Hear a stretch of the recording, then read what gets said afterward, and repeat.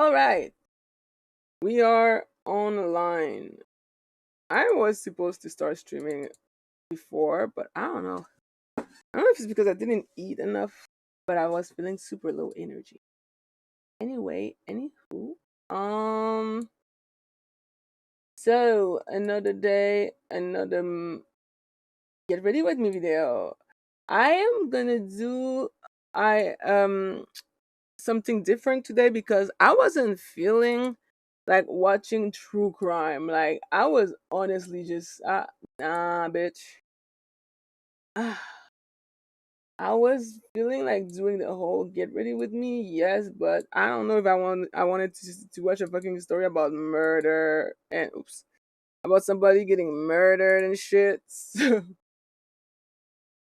yeah, I wasn't so much in the mood today, so I decided why not watch a Stephanie Soo video as usual because she's the greatest. I fucking love her content. But instead of watching Rotten Mango like I usually do, which is true crime, I'm gonna watch just her other channel where she has a podcast called the moral of the story. Yeah, I cannot speak today. Regardless, I am ready because where is it, bro? Did I put it somewhere else? Oh, there. I am ready. I already kind of like have like my little inspiration look on, and that's pretty much that. Bro, I said I already have my inspiration look. Oh, there it is. I was looking for the fucking palette that I wanted to use. There you go. We are ready. Today I'm gonna be using Anastasia Beverly Hills palette. Very old one, an oldie but a goodie. And I'm gonna make a bold look. I've been missing using lashes lately. So I was thinking maybe I should use it now. I haven't put false lashes in a really long time. So I guess we'll see how I feel about it. But that's pretty much the plan. We're watching Stephanie Soo, and I'm gonna do my makeup, and that's that. Let's get this started.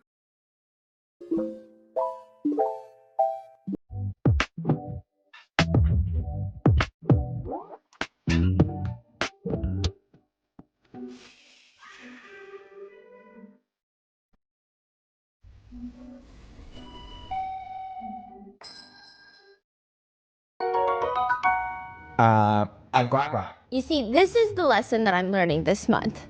I talk about something on the internet, they probably will hear about it. Whoever I'm talking about might hear about it. That's the lesson I've learned. Because do you guys remember what feels like 25 years ago when I was a different person in a different place, okay? I did a video on Couples Palace Chew, which is a Korean reality TV show.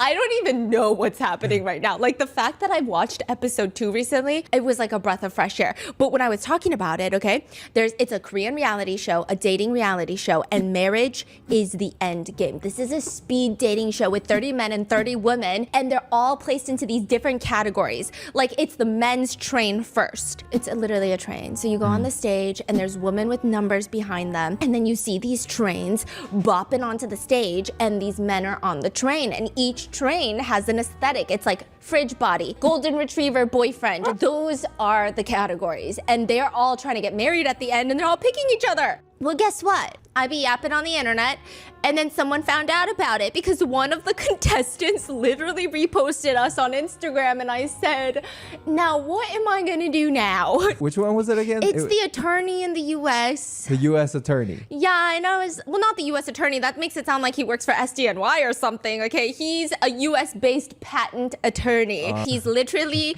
tagging us in his Instagram story, and I thought, I need to learn how to be quiet on this internet. This internet is not a safe place. I thought it was just you and me yapping here. Turns out people are listening. And hi, if you're watching this, 안녕하세요.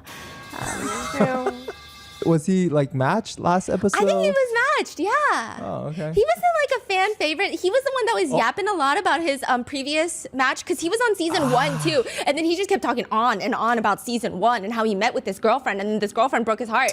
So we went through the guys. They came out on the trains. The girls pressed their buzzers if they wanted to date them. And then the guys chose one out of the however many had pressed their buttons for them specifically. They go on a one-on-one date, which just looks like the back rooms. It looks like the back of the studio. They put them in a room. The budget was not that high. Like they spent it all at the front of the house. The back of the house, they just have them walk into a room and like fill out a DMV questionnaire. I'm like, why are we doing this right now? But that's the one-on-one date. Now, episode 2 is gonna be the girls train. Same girls, but now they're training, and now the guys can press their buzzer and the girls will choose from one of the guys. That's good. So some of my favorite couple matches from episode 1 is there was this DJ and patent attorney. That DJ was air DJing back and forth. Do you remember that in his silhouette? He's like air DJing, and then he's like, no, they didn't want to bring in like a DJ stand and hook it up, so I was just like pretending to DJ. Well, he got matched with the baddie blonde girl. You remember the baddie blonde girl dressed in Burberry? And she came up on here and she said, I don't want a broke man. That's it. That was her one condition for marriage. She Prince, I am proud of you. This season makes me want to quit. I'm not even sure if I'm going to be playing Marvel Rival next season because I'm fucking sick of like... I think that I should probably play Marvel Rival on console because I know for a fact that my life would be so much easier. But, yo, I'm kind of stuck on PC, so I'm suffering, okay? You are getting the Season 4 trailer for Rival this week, next week, and I've been good? Bro.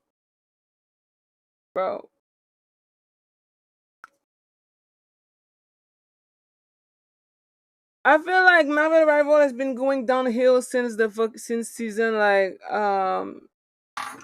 after season 2, Marvel Rival has been going downhill for me, okay? I've been suffering.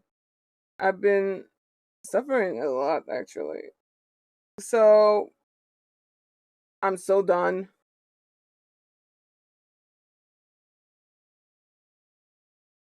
It's too hard, bro.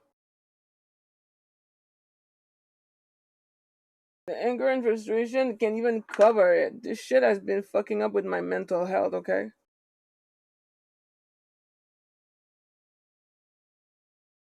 Well, that's like that for many games, but the game should still be able to outdo that.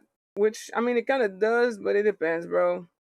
I mean, look, ultimately, my biggest issue with this fucking game is how weird the matchmaking system is. And yeah, I don't know what to feel about it. It's just annoying, for real, for real.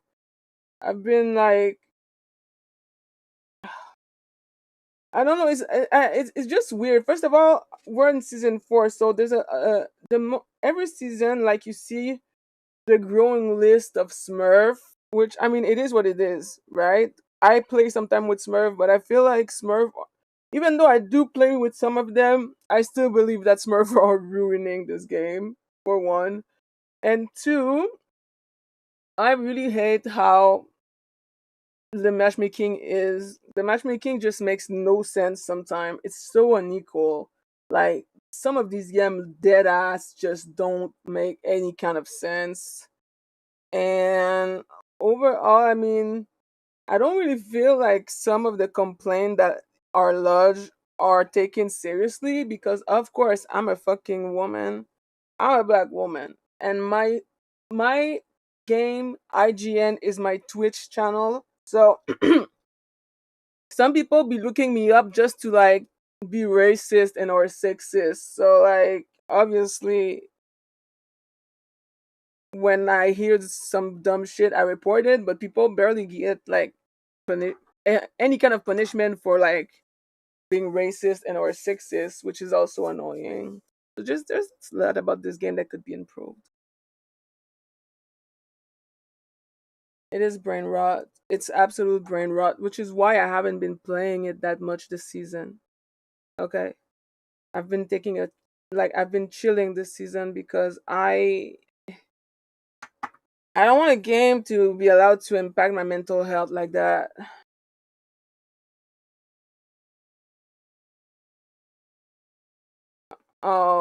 Prince, sometime I still do my old mistake where I'd be like Even though I'm losing, I'm gonna keep playing, and eventually my chance will come back or whatever, right?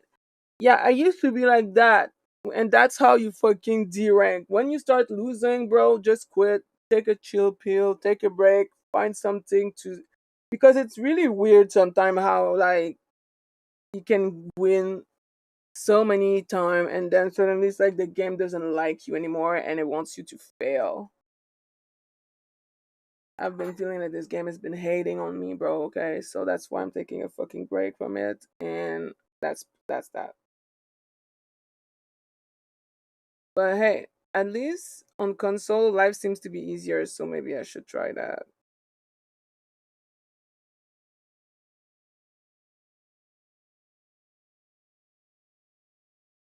I mean, at least it works for you, bro. People be saying the wildest thing to me. People be saying like the wildest, craziest thing to me in game, and I'm like, I don't even, I don't give a fuck if you like me or not. Just play the game. But that's the thing. That's why I say like as much as I play with some Smurf are ruining the game because them motherfuckers they don't care if they get banned. You know what I mean? Like they have like another account that's not their main account. They have another account. They're waiting. So even if they get banned on one, they don't care because they still have their other main account or whatever. So like I don't feel sometimes like some of these they don't care basically. Even if the game bans them, they're like, okay, bye. I'll be back in 2 days, or I'll be back tomorrow anyway because the ban is like 12 hours. So yeah, that too is fucking annoying. Like, I hate it. I don't know. I don't play console, bro. But what I'm saying though is that like PC is way harder than console, which is why maybe I should fucking do console because I cannot play much a lot of roles right now. So I feel like I'm stuck to play certain characters because I'm really limited in what I can do, which sucks. I would very much like to not have any kind of limitation. But I do because I have shaky ass wrists. Like my wrists are not steady. My wrists are weak and shaky, which is terrible for a gamer. But especially in a game like Marvel Rival where you need to aim. So I'm kind of stuck playing the same character over and over.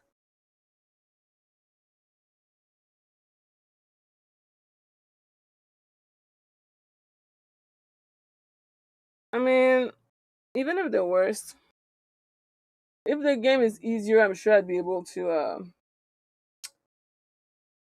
try to ignore it. You know?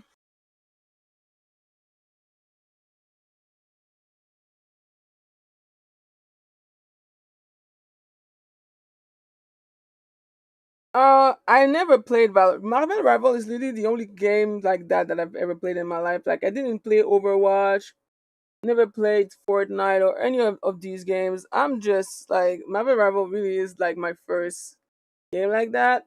So yeah, I people telling me about their experience in similar game, and I'm like, damn.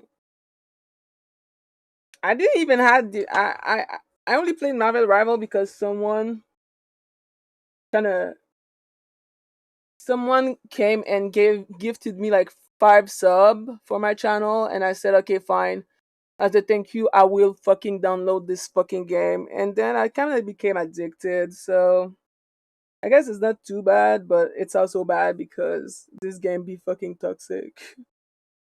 So I got addicted to a fucking toxic ass game.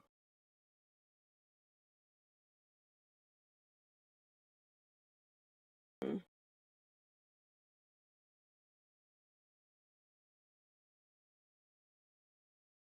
Addicted to Jeff, I sure was when I started playing this game. I was addicted to Jeff, bro. I was addicted to Jeff. He was my baby. He was my son. He was my savior. Jeff, all day, every day, was the only one that I believed in, the only one that I wanted in my life until I got bullied into playing another character. And here we are. I'm a fucking Cloak and Dagger main now.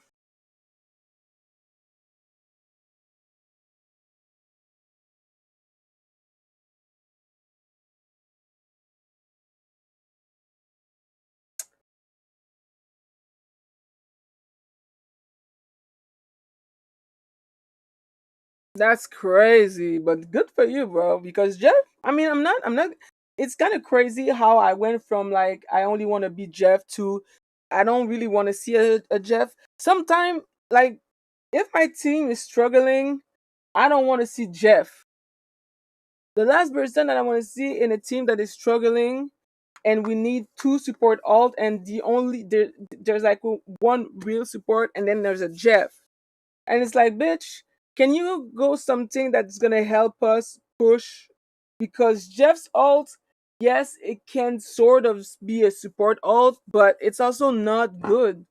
Like when you need a support ult, you're not gonna, oh yeah, Jeff, swallow us all. Take us off the point in convoy so that we can get healed in your fucking belly. Like, be for fucking real, bro. Like, give me something that I can actually, that will just help us do better. But anyway, Jeff is still the cutest, but I don't really want to see this motherfucking ass. No shade to the Jeff players. As a former Jeff main, I have seen the light and understood the errors of my ways. Anyway,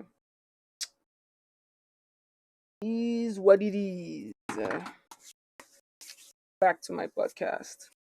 Said, I want a house that's like $1 million. And you know what? All the girly pops were like, you do you. Huh? The boys were not having it. The boys were bijasa. The boys said, oh. And what do you bring to the table? They were like really upset, except for the patent attorney. He pressed his buzzer for her. They went on a date in the back. I kind of love them. No, she's so crazy. If they were matched last episode, are they starting over in this one? Yeah. And I'm like, so that okay, got it. I'm like, so that meant nothing? So she goes to the back. She's yapping. And he comes out of it being like, I felt like this woman was eating me alive. I couldn't catch a break. But he kind of likes it. Loved every moment of it. He said, I loved every second of that. She is my queen. And I was like, I'm kind of liking this. Then there was the rapper and the fangirl who was fangirling so hard, but it was so sincere and it was so cute. And then she was like, I want a CEO boyfriend, and he was like, well, I guess you don't want me because I'm an rapper rapper. And then she was like, no, but if you're a rapper, you're kind of a CEO.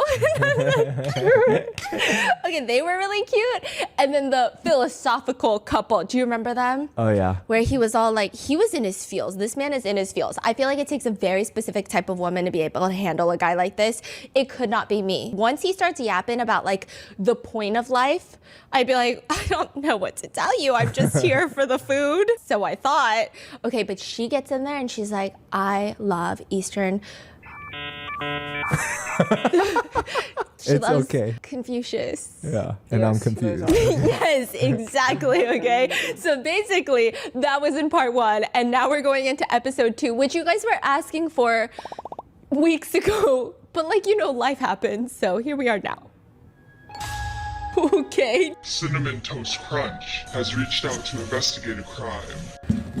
Evidence photos? Stop, you're kidding me. Is your mind cinna swirling with possibilities? Greetings, I know this is a weird message to receive, and I know I'm just a guy who works at Cinnamon Toast Crunch, writing to a stranger on the internet. But you seem reasonable, people trust you, which is why I need your help spreading the word about something that's hard to explain. Bro, what is it with Cinnamon Crunch lately reaching out to influencers with like crazy freaking scenario? I mean, it's entertaining, don't get me wrong, but it's also like, damn.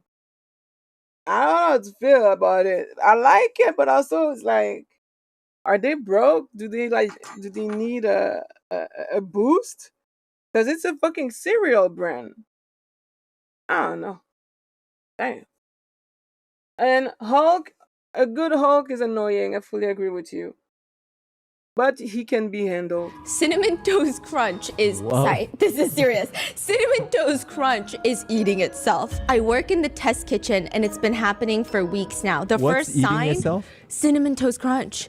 Is eating itself? Yeah, it says the first sign was chewing sounds at night. This is the CCTV camera. I'm writing to let you know about an unexpected development with one of our recent batches, batch 37.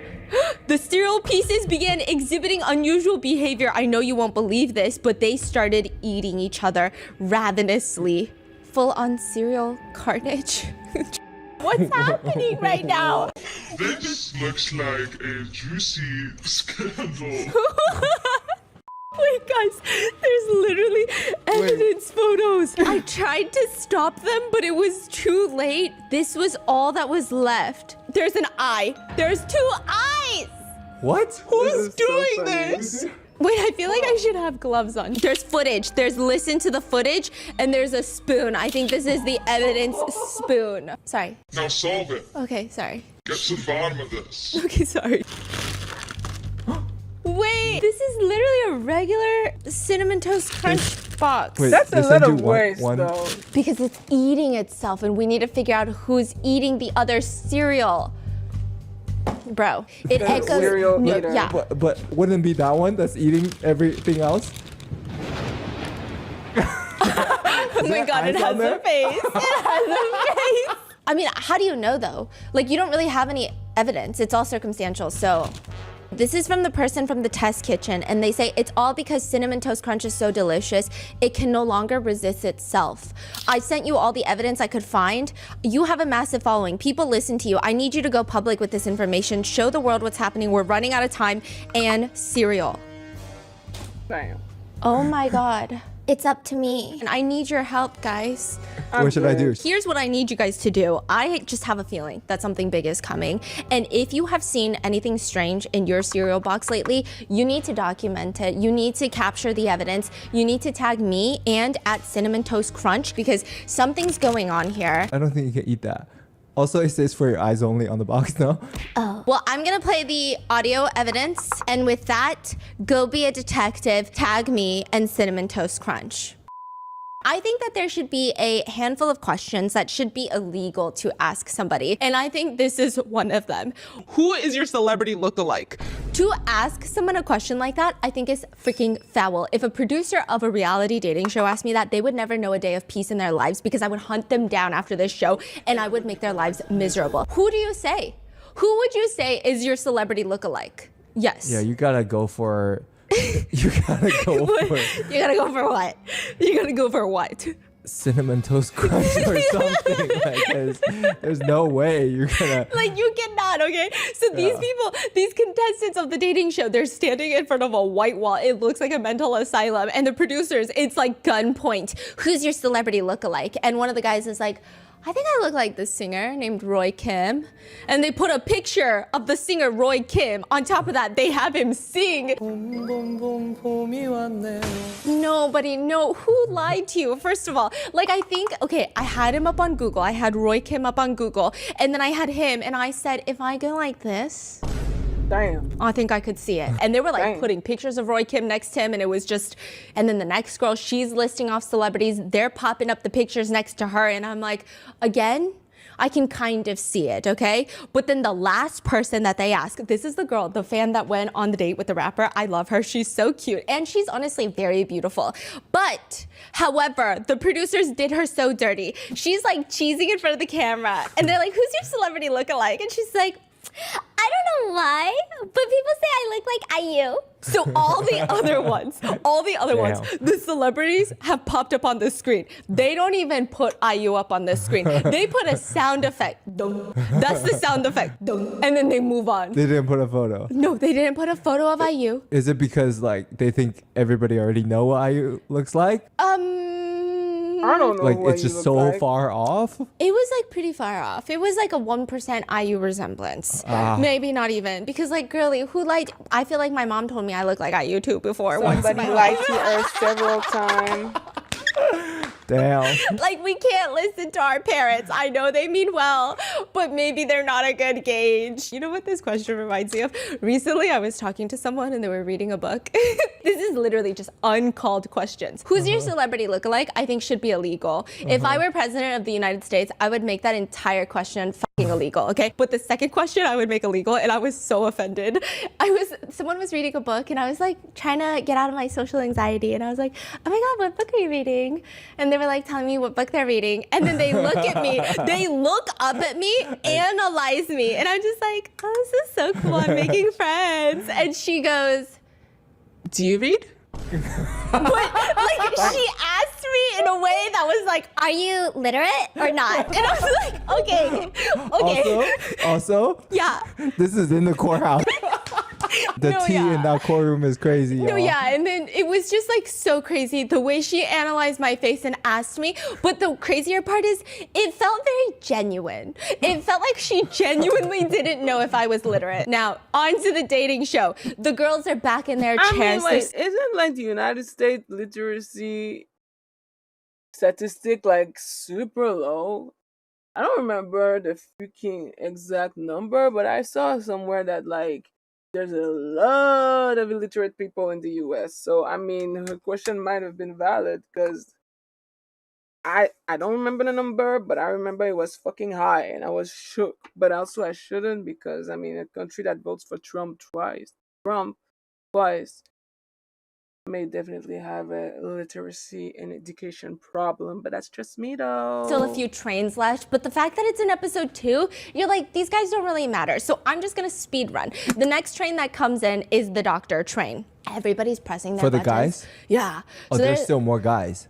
There's still, it's like never ending. 2 doctors, you see their silhouettes. I would say there's nothing impressive going on, but the girls are clicking their buttons they're because the girl doctors. counselor is explaining to the viewers, this is the ultimate occupation.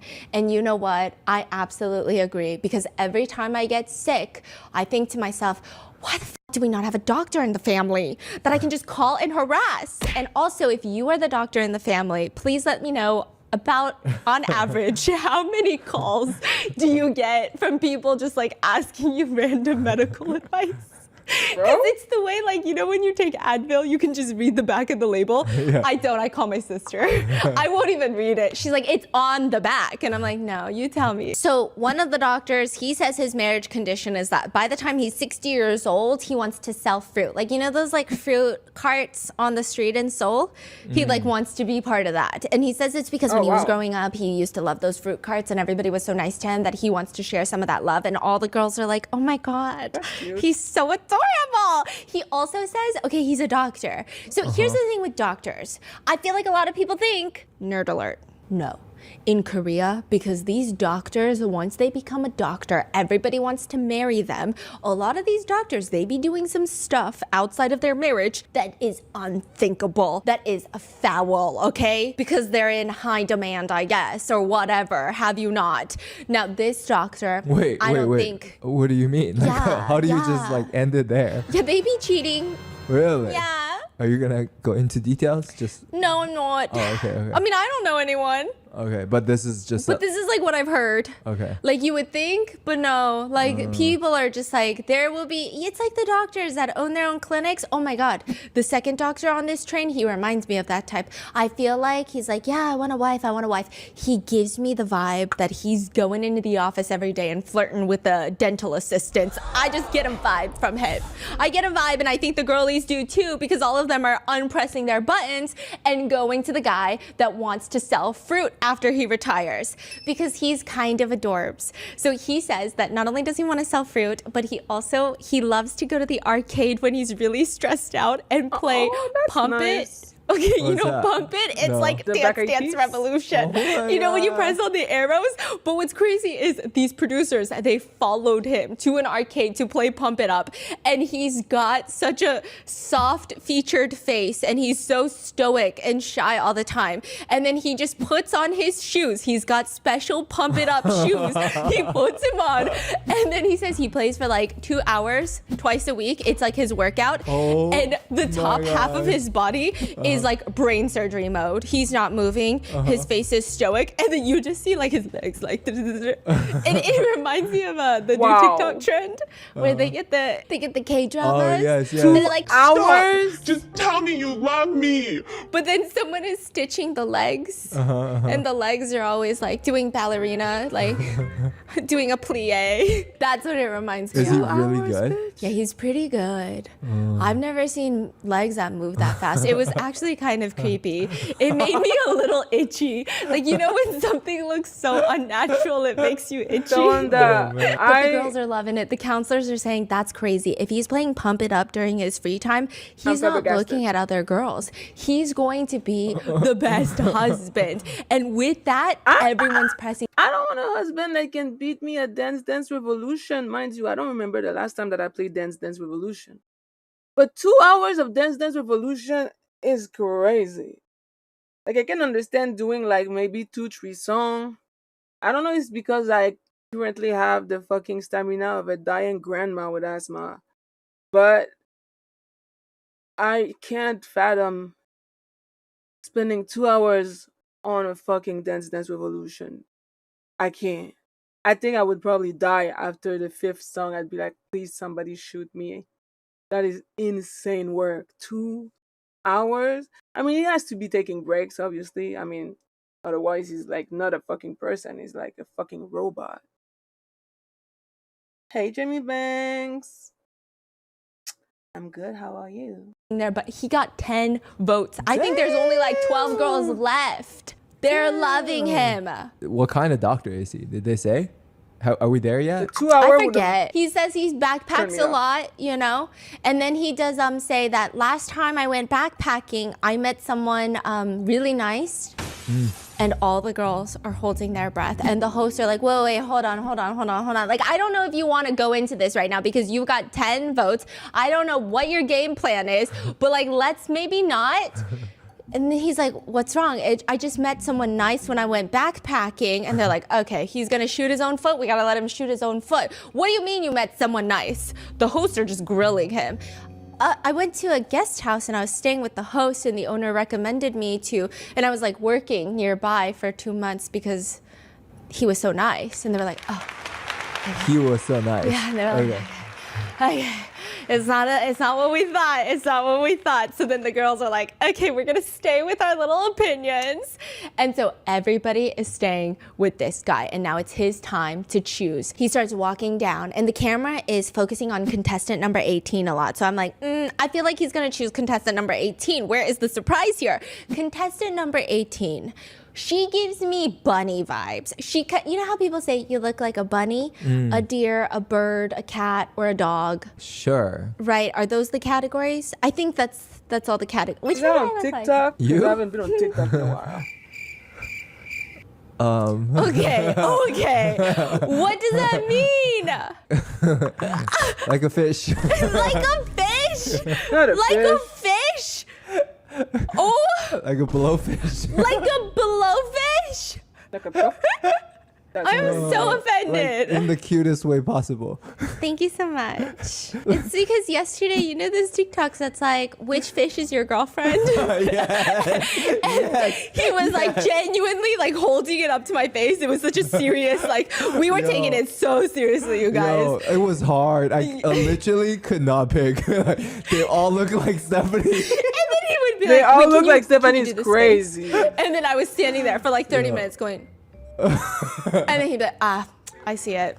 I can't even choose. Yo, I gotta find that swiping. TikTok. It was so good. Okay, so contestant 18, she looks like a bunny and she gives me bunny vibes. She's very playful. That's the energy. She's clearly here to find love. She's clearly here to decide on her husband. Now, here's the problem. I don't think Girly Pop can even decide what she wants for dinner. She's changing her mind every 0.2 seconds. She like is non-committal at all. And she says, we've been given 5 seconds to decide. Okay, so I don't know if I can marry someone in 5, 4. And she's like, what do I do? What do I do? And she's freaking out. And then she keeps her button. Okay, she keeps it. She has picked number 7. She said, I don't know. I just felt like I should go with it. So he starts walking down the runway because this is so dystopian. All of them are seated like 1 through 30 and there's a runway and he starts walking down and it's kind of like, it's giving like seafood aisle at a grocery store. It's like a lot. When I think about it too much, I go, oh, what are we doing as humans? But then when I don't think about it, I'm like, this is so fun, okay? So he's walking down and he says, this is the first person, like during the first impressions, when we were forced to stare at each other for 30 seconds, I was staring at her and it was crazy because she picked me, which is fascinating. So I am going to pick her. And he stops right in front of girl number 18, contestant number 18, and he picks her. Oh. And they go on a date. You know who this guy reminds me of? This guy reminds me of my brother, Jason.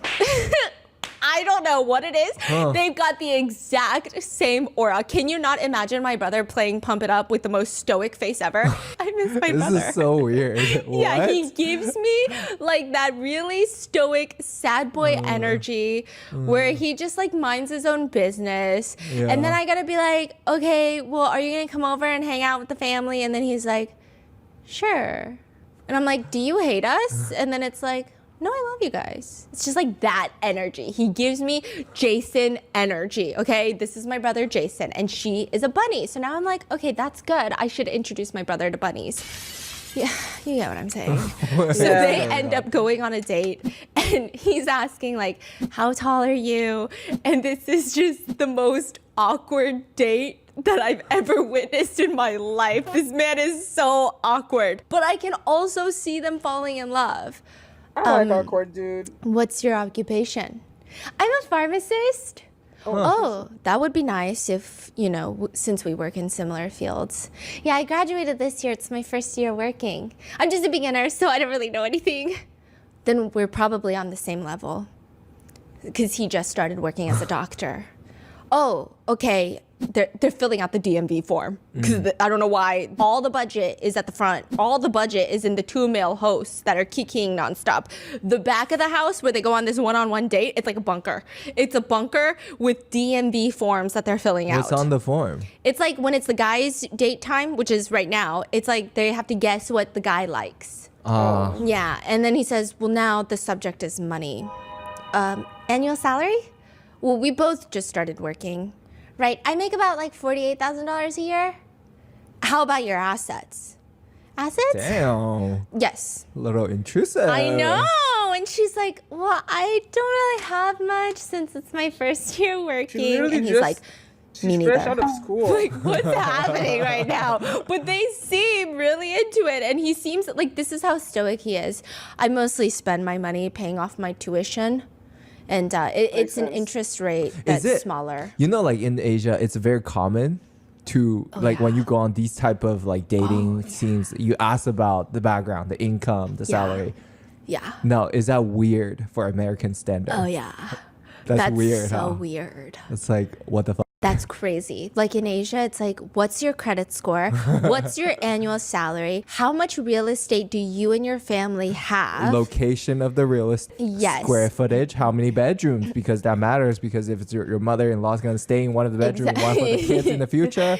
Exactly. Yeah. What kind of loans do you have? Oh, yeah. Yeah, those are all the questions. But he's like, assets aren't important to me. And she's like, oh, okay. Honestly, they're cute. I don't know what else comes out of this date, but they seem really cute and they seem very committed to each other and it's adorable.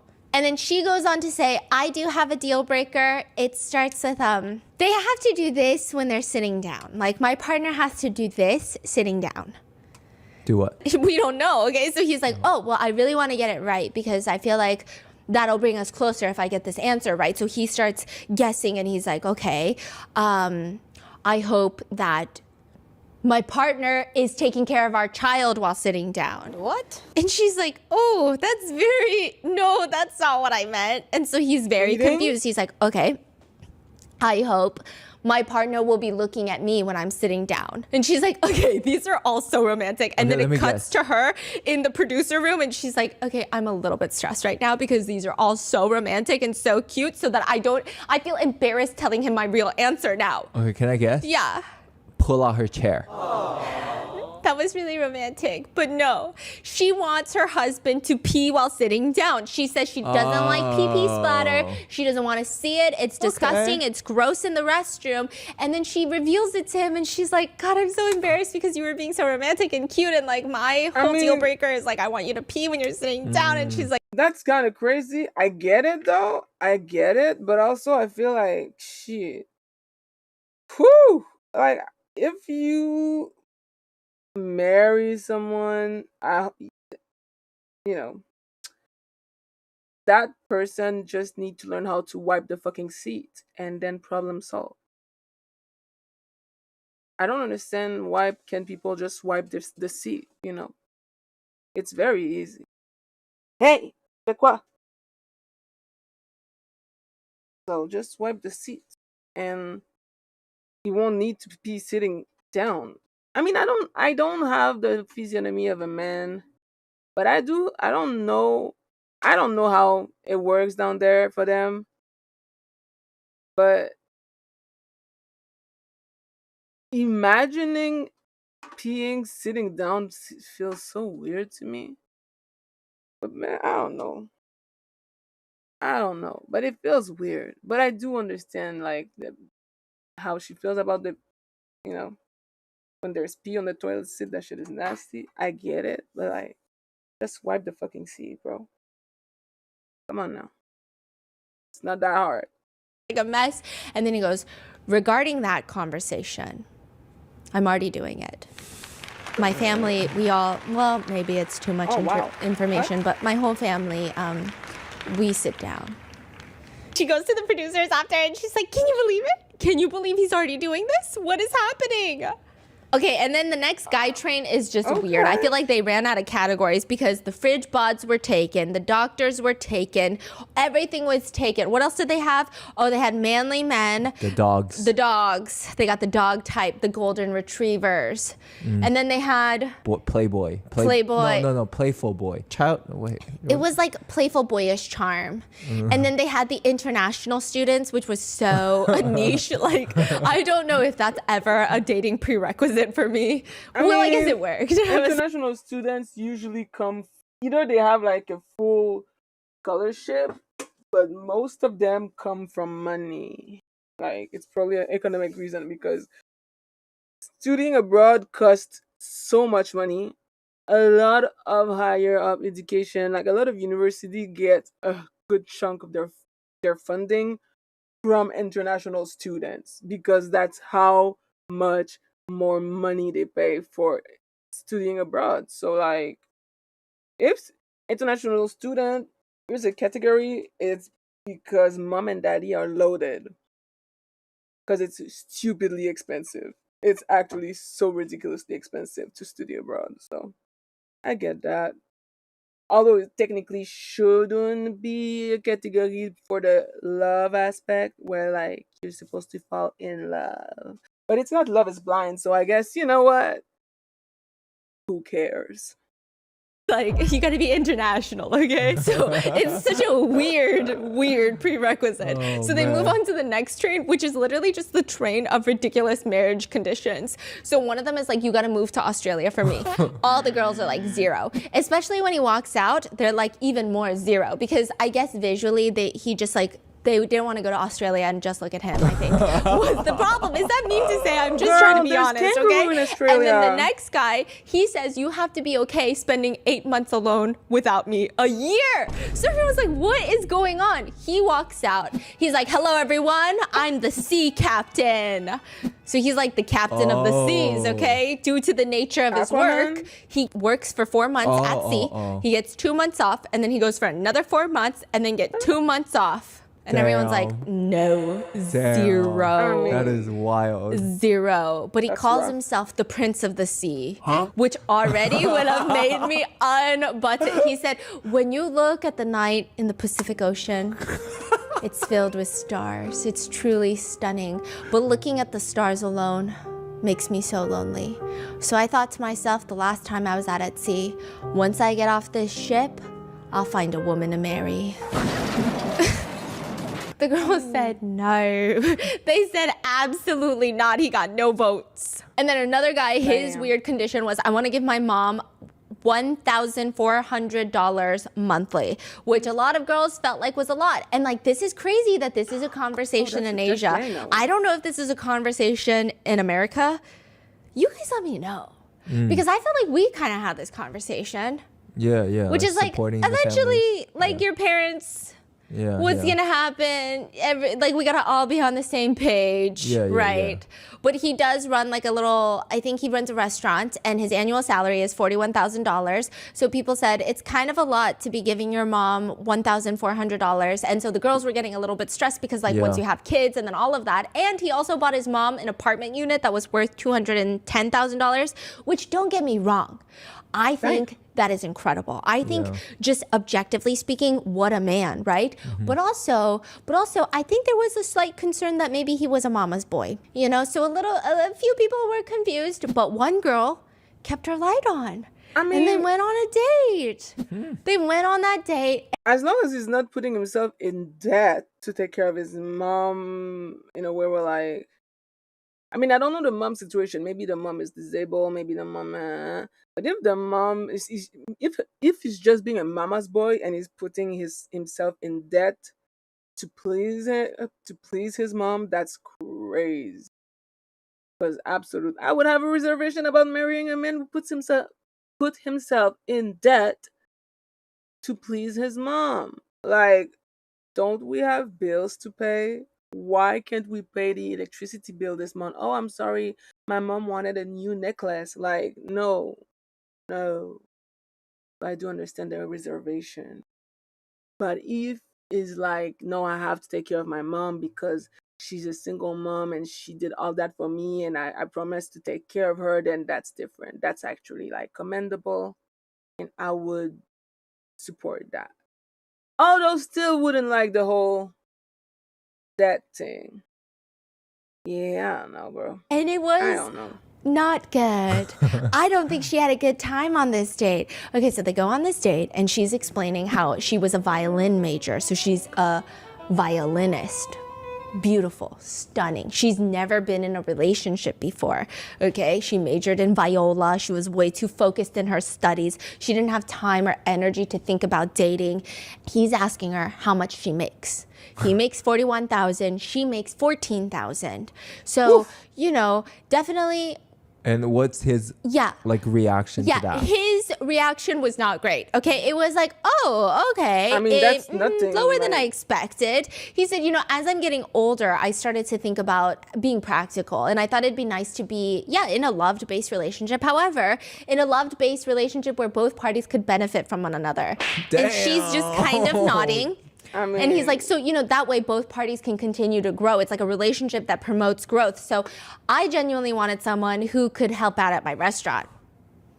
And she's like... Help out at my restaurant? So like he's work looking for an in his employee? restaurant? Yeah, and she's like, what? And he goes, I mean, for example, she could be like a really good marketer. So I was thinking maybe I could date an influencer who could promote my restaurant. And then she's just like... What are you saying right now? Is he like interviewing right now? Like, it was so bad. And then he goes, but you know, you could play the violin at my restaurant. And she was so offended. She goes, dude, are you going to pay me? I'm so confused. And then later with the producers, he's no longer with her. He's just telling the producers, you know, I mean, she told me she plays the violin. So I told her she could play it at my restaurant. It could help my business. I mean, I was serious about it. I was like, you could play the violin at my restaurant. There's musicians who play at restaurants, you know? Yeah, they get she paid. Didn't take it seriously, and I was confused by that. Yo, this is crazy. And I'm like, this is crazy. That's insane. That's crazy. That's insane. I don't care if you run a Michelin star restaurant. That is absolutely unhinged to ask of someone. Yeah, but I guess not unhinged because she tells the producers, I think it went well. Oh. Yeah, we were laughing. We were chatting. Oh, okay. She likes him. Oh, It seems like it, but he did not press the heart button for her. He did not press it for her. He said, I didn't get any new butterflies. So that's all I got to say about that. And then the last train, I'm just going to breeze through it. But the last train, I just need you to know how specific some of these dating prerequisites are in Korea. The last train are Samsung employees. I mean, Because isn't working at everybody works there? Samsung is cutthroat. Even if you're the top of the top university, to get a position at Samsung, oh, you're fighting for it. And you know what's crazy? There's like a Samsung in America. Well, duh, yeah, there's Samsung. Okay, but there's like a HQ, Samsung America, right? And that makes so sense. we knew someone that was working there, and they were like, don't ever work there. You're in America, but they're working you like you're in Korea. You're working like doctor hours during residency. You're doing like 120 hours a week. They're yelling at you. They're screaming at you. And she's like, I am so confused. Okay, I don't think they're breaking any laws, but you get the vibe. Okay, so getting into Samsung is the best thing you can do in Korea. So this is the Samsung train. It's like, imagine a train comes down. It's like the Meta train. It's like, what is happening right now? The OpenAI train, like what? So they're just, honestly, they're whatever. They seem like nice people. They all go on dates, but apparently it wasn't riveting because we don't really get to see any of it. Now, out of the 60 people, 36 of them went on dates. So how many couples is that? 18. Thanks. Nerd alert. No, I'm just kidding, okay? And how many actually 18 of them go kept on seeing dates. each And other? now there's a few guys that were never chosen by any girls. Like they couldn't even go down and pick a girl to go on a date with. And they're all sitting in the back. I thought they were sent home.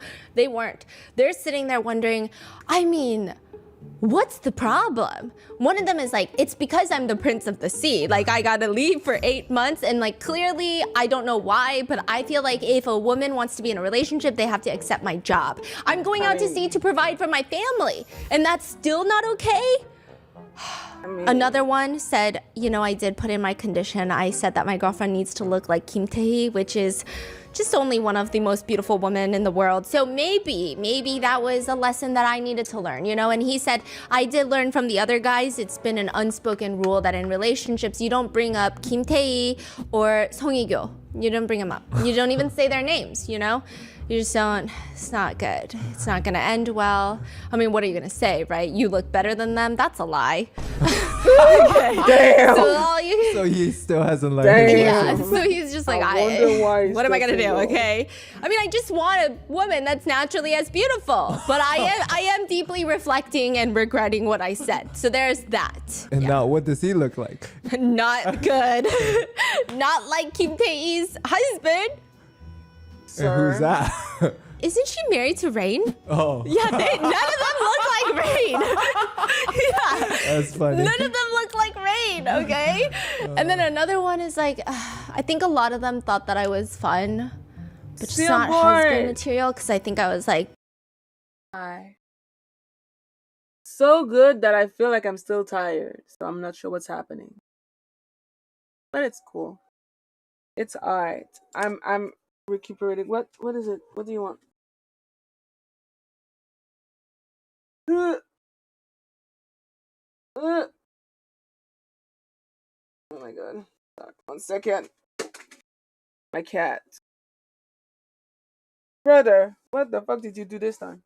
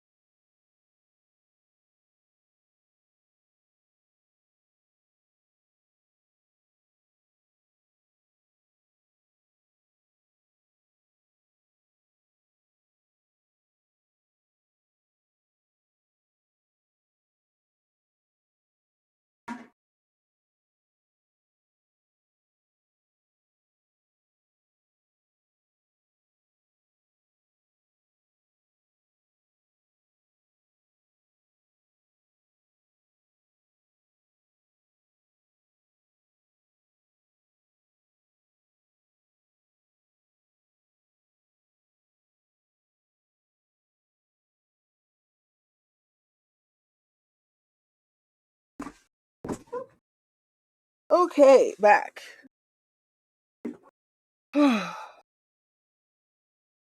What do you mean I drink too much carrot juice? I don't even drink carrot juice. Is that a reference to something? Being too fun on the stage. And it's like, sir, I don't think that's why. I don't think that's why. But there's like a HQ, Samsung America, right? Yeah. So they're clueless. No. Another one, he's sitting there, arm to the side. He's like, it's very clear to me that in this day and age, Korean women still don't like men with beards. I mean, I gotta... Guess what? Next day, fresh as a baby. Freshly shaved, no beard. No beard. No. Yeah. Like, honestly, is he better? Honestly, yes. What's crazy is I actually have no preference. Facial hair, no facial hair, whatever. That's a lie. Like, I don't know if I'm into Santa Clauses. I think some people could be. Yeah. But if you're like doing this shit with your beard, it's time. It's time to go to the bathroom, okay? But he just like freshly shaves it. I think. I don't know if that's why, but I know that she's always had orange hand. It's kind of like a little bit of a running gag with her and her husband, the guy that you can hear, that you can't see but you can hear. I know she has really orange hand. With the mustache, I don't know if it was the fact that it was just too thin and skinny. He looked a little beyonce, like a little pervy. Crazy. He looked a little pervy, okay? But with it, he looks good. He looks great, yeah. Slay. So then now, all the guys are sitting in the girls' spot. They have the power of the button. They get to sit there, have all the girls come out on the trains, and they get to press their little button. Like, imagine the power of the button. I feel like that's the power of a nuclear code. I would just be pressing it, unpressing it, messing with their minds. They'd be like, why'd she unpress it? You'll never know. I want you to go home and think about it. No, I'm just kidding. No one cares that much, but that's what I would do. Okay, so the guys are like, I get the feeling that this one's going to be a crazy season. So they see on the wall all of the different potential categories. One of them is beauty pageants. Oof. Oof. But they've seen all of them. Yeah. Amnesia. Amnesia. But like they didn't see all of them because if you came out later, you didn't see a lot of them. Got right? it. Okay. Yeah. I mean, you do see them during the first impression, but after that. Yeah. And then you have entrepreneurs. And like for some reason, they gave a little hint. They said one of them is a pork cutlet franchise owner, a donkasu owner. Which is like that really good? Yeah, and one of the guys is leaning to the other guys. I don't know, I'm already drawn to her. Like, which franchise do you think it is? Do you think we know it? I mean, the other guy's responding. It's just impossible, you know? Impossible? For men to not like donkasu. Oh, it's impossible for a woman to own a business. Bro, imagine. But I feel like some of these guys would be the type to say that. I feel like they would pull a Myron, which by the way, guys, you know Myron from Fresh and Fit? I talked about him in a separate video, not on this channel, okay? And I said, why is Myron in the courtroom? Why is he in the courthouse? What is he doing? And apparently he talked about me in his live stream and said, I don't even know who this girl is, but Ling Ling be talking shit. I'll keep it 1,000 with you guys. I had no idea who this girl was. Shout out to you guys. But emotion. We're making fun of a Ling Ling here. Welcome, punch! So you guys came at the perfect timing. Bro. We're about to get into some racism. Just kidding. Anyway. What do you mean? Just kidding. You use this reading piece of shit. Oh my god, this man is still relevant. Fresh and Fit is still exists. I thought these guys, I was hoping that as a species, we all agree that these men are fucking trash. Why is he talking? There's no way he's talking. Like, Ling Ling and everything. Man, what happened to shame? We need to bring back shame. God dang. Dude is literally a black white supremacist. There's nothing about this man that ever made sense to me. Like, he is so irrelevant. I don't understand why he still has an audience. But today, I did not want it to see a Fresh and Fit jump scare. Next time I need a trigger warning. Because these are the type of dude that can ruin your whole day. they're so disgusting. The whole Andrew Tate, uh, Peterson, Sneeko, what's the other dude's name? Ross. Anyway, I don't want to see them ever on my timeline unless it's because something terrible happened to them. But if they're just living their life, I don't want to know and I don't want to see. If you don't know them, Sailboard, I aspire to not be as terminally online as I am, so that I could have a life where I don't know who any of these people are. But unfortunately, I do know who these people are, all the people I just mentioned, and the racist ass dumbass that we just saw. That's my Myron tidbit. But they're saying no, tonkatsu is like soul food. There's no guy in this room that doesn't like tonkatsu. I swear. Another guy is just telling the producers, I thought I should choose her because at least I wouldn't starve. You like tonkatsu? Dang. You don't like tonkatsu. I'm allergic to pork. Yeah, I don't like tonkatsu You either. can be allergic to I pork? can probably, like, I like a cheese I didn't even know that katsu. was a thing. Cheese, Yeah. cheese filled. Yeah. Now, is there a keyword that you're attracted to? The guys are asking each other. And people are saying, I don't know. They're looking at it. I mean, there's, and then everyone falls to that one keyword. Can you guess what the keyword is? Hot. No. No?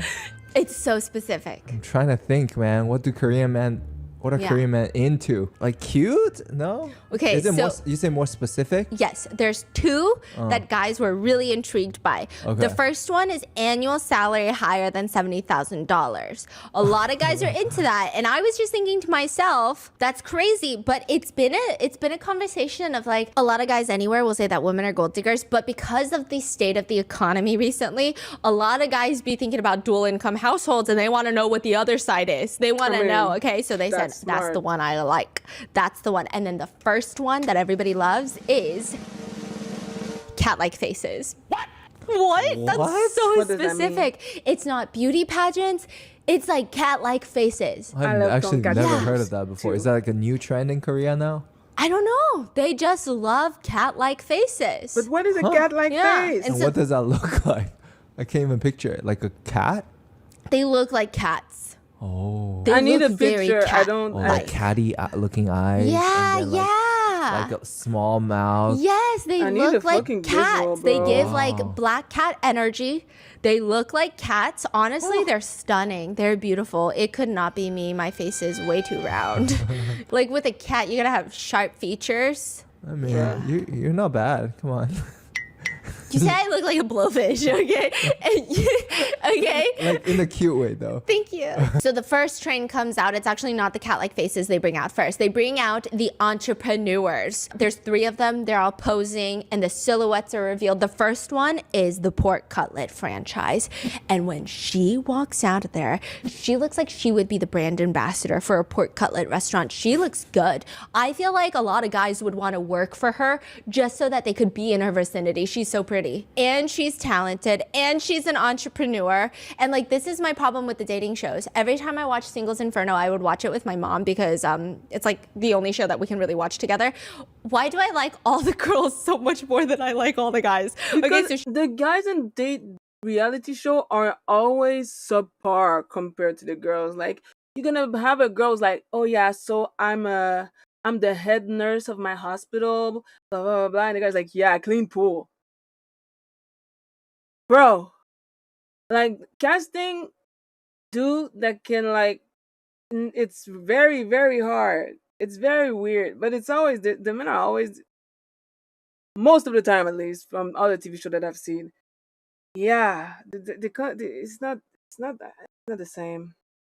Which is I mean, listen, at the end of the day, love is love, but in this economy, bitch, in this economy, I mean, yeah, I would very much rather date a freaking nurse than a guy who cleans pool.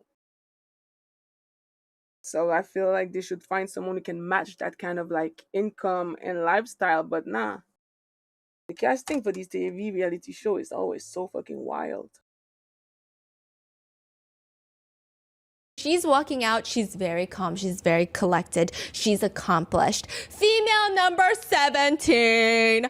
And she just looks like she got it. Guys are pressing the buttons. And then the next one, she owns a hair salon in Karusuki, which is like the Rodeo Drive. Her annual salary is $210,000. Well, damn, girl. The guys are freaking out. And when the lights turn on, she looks like a doll. And people are going crazy. The guys are saying, Karusuki?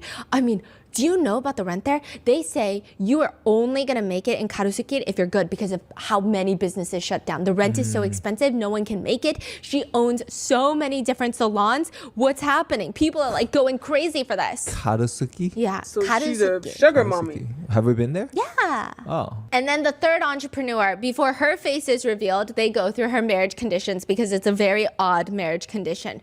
Her marriage condition is, I prefer short guys.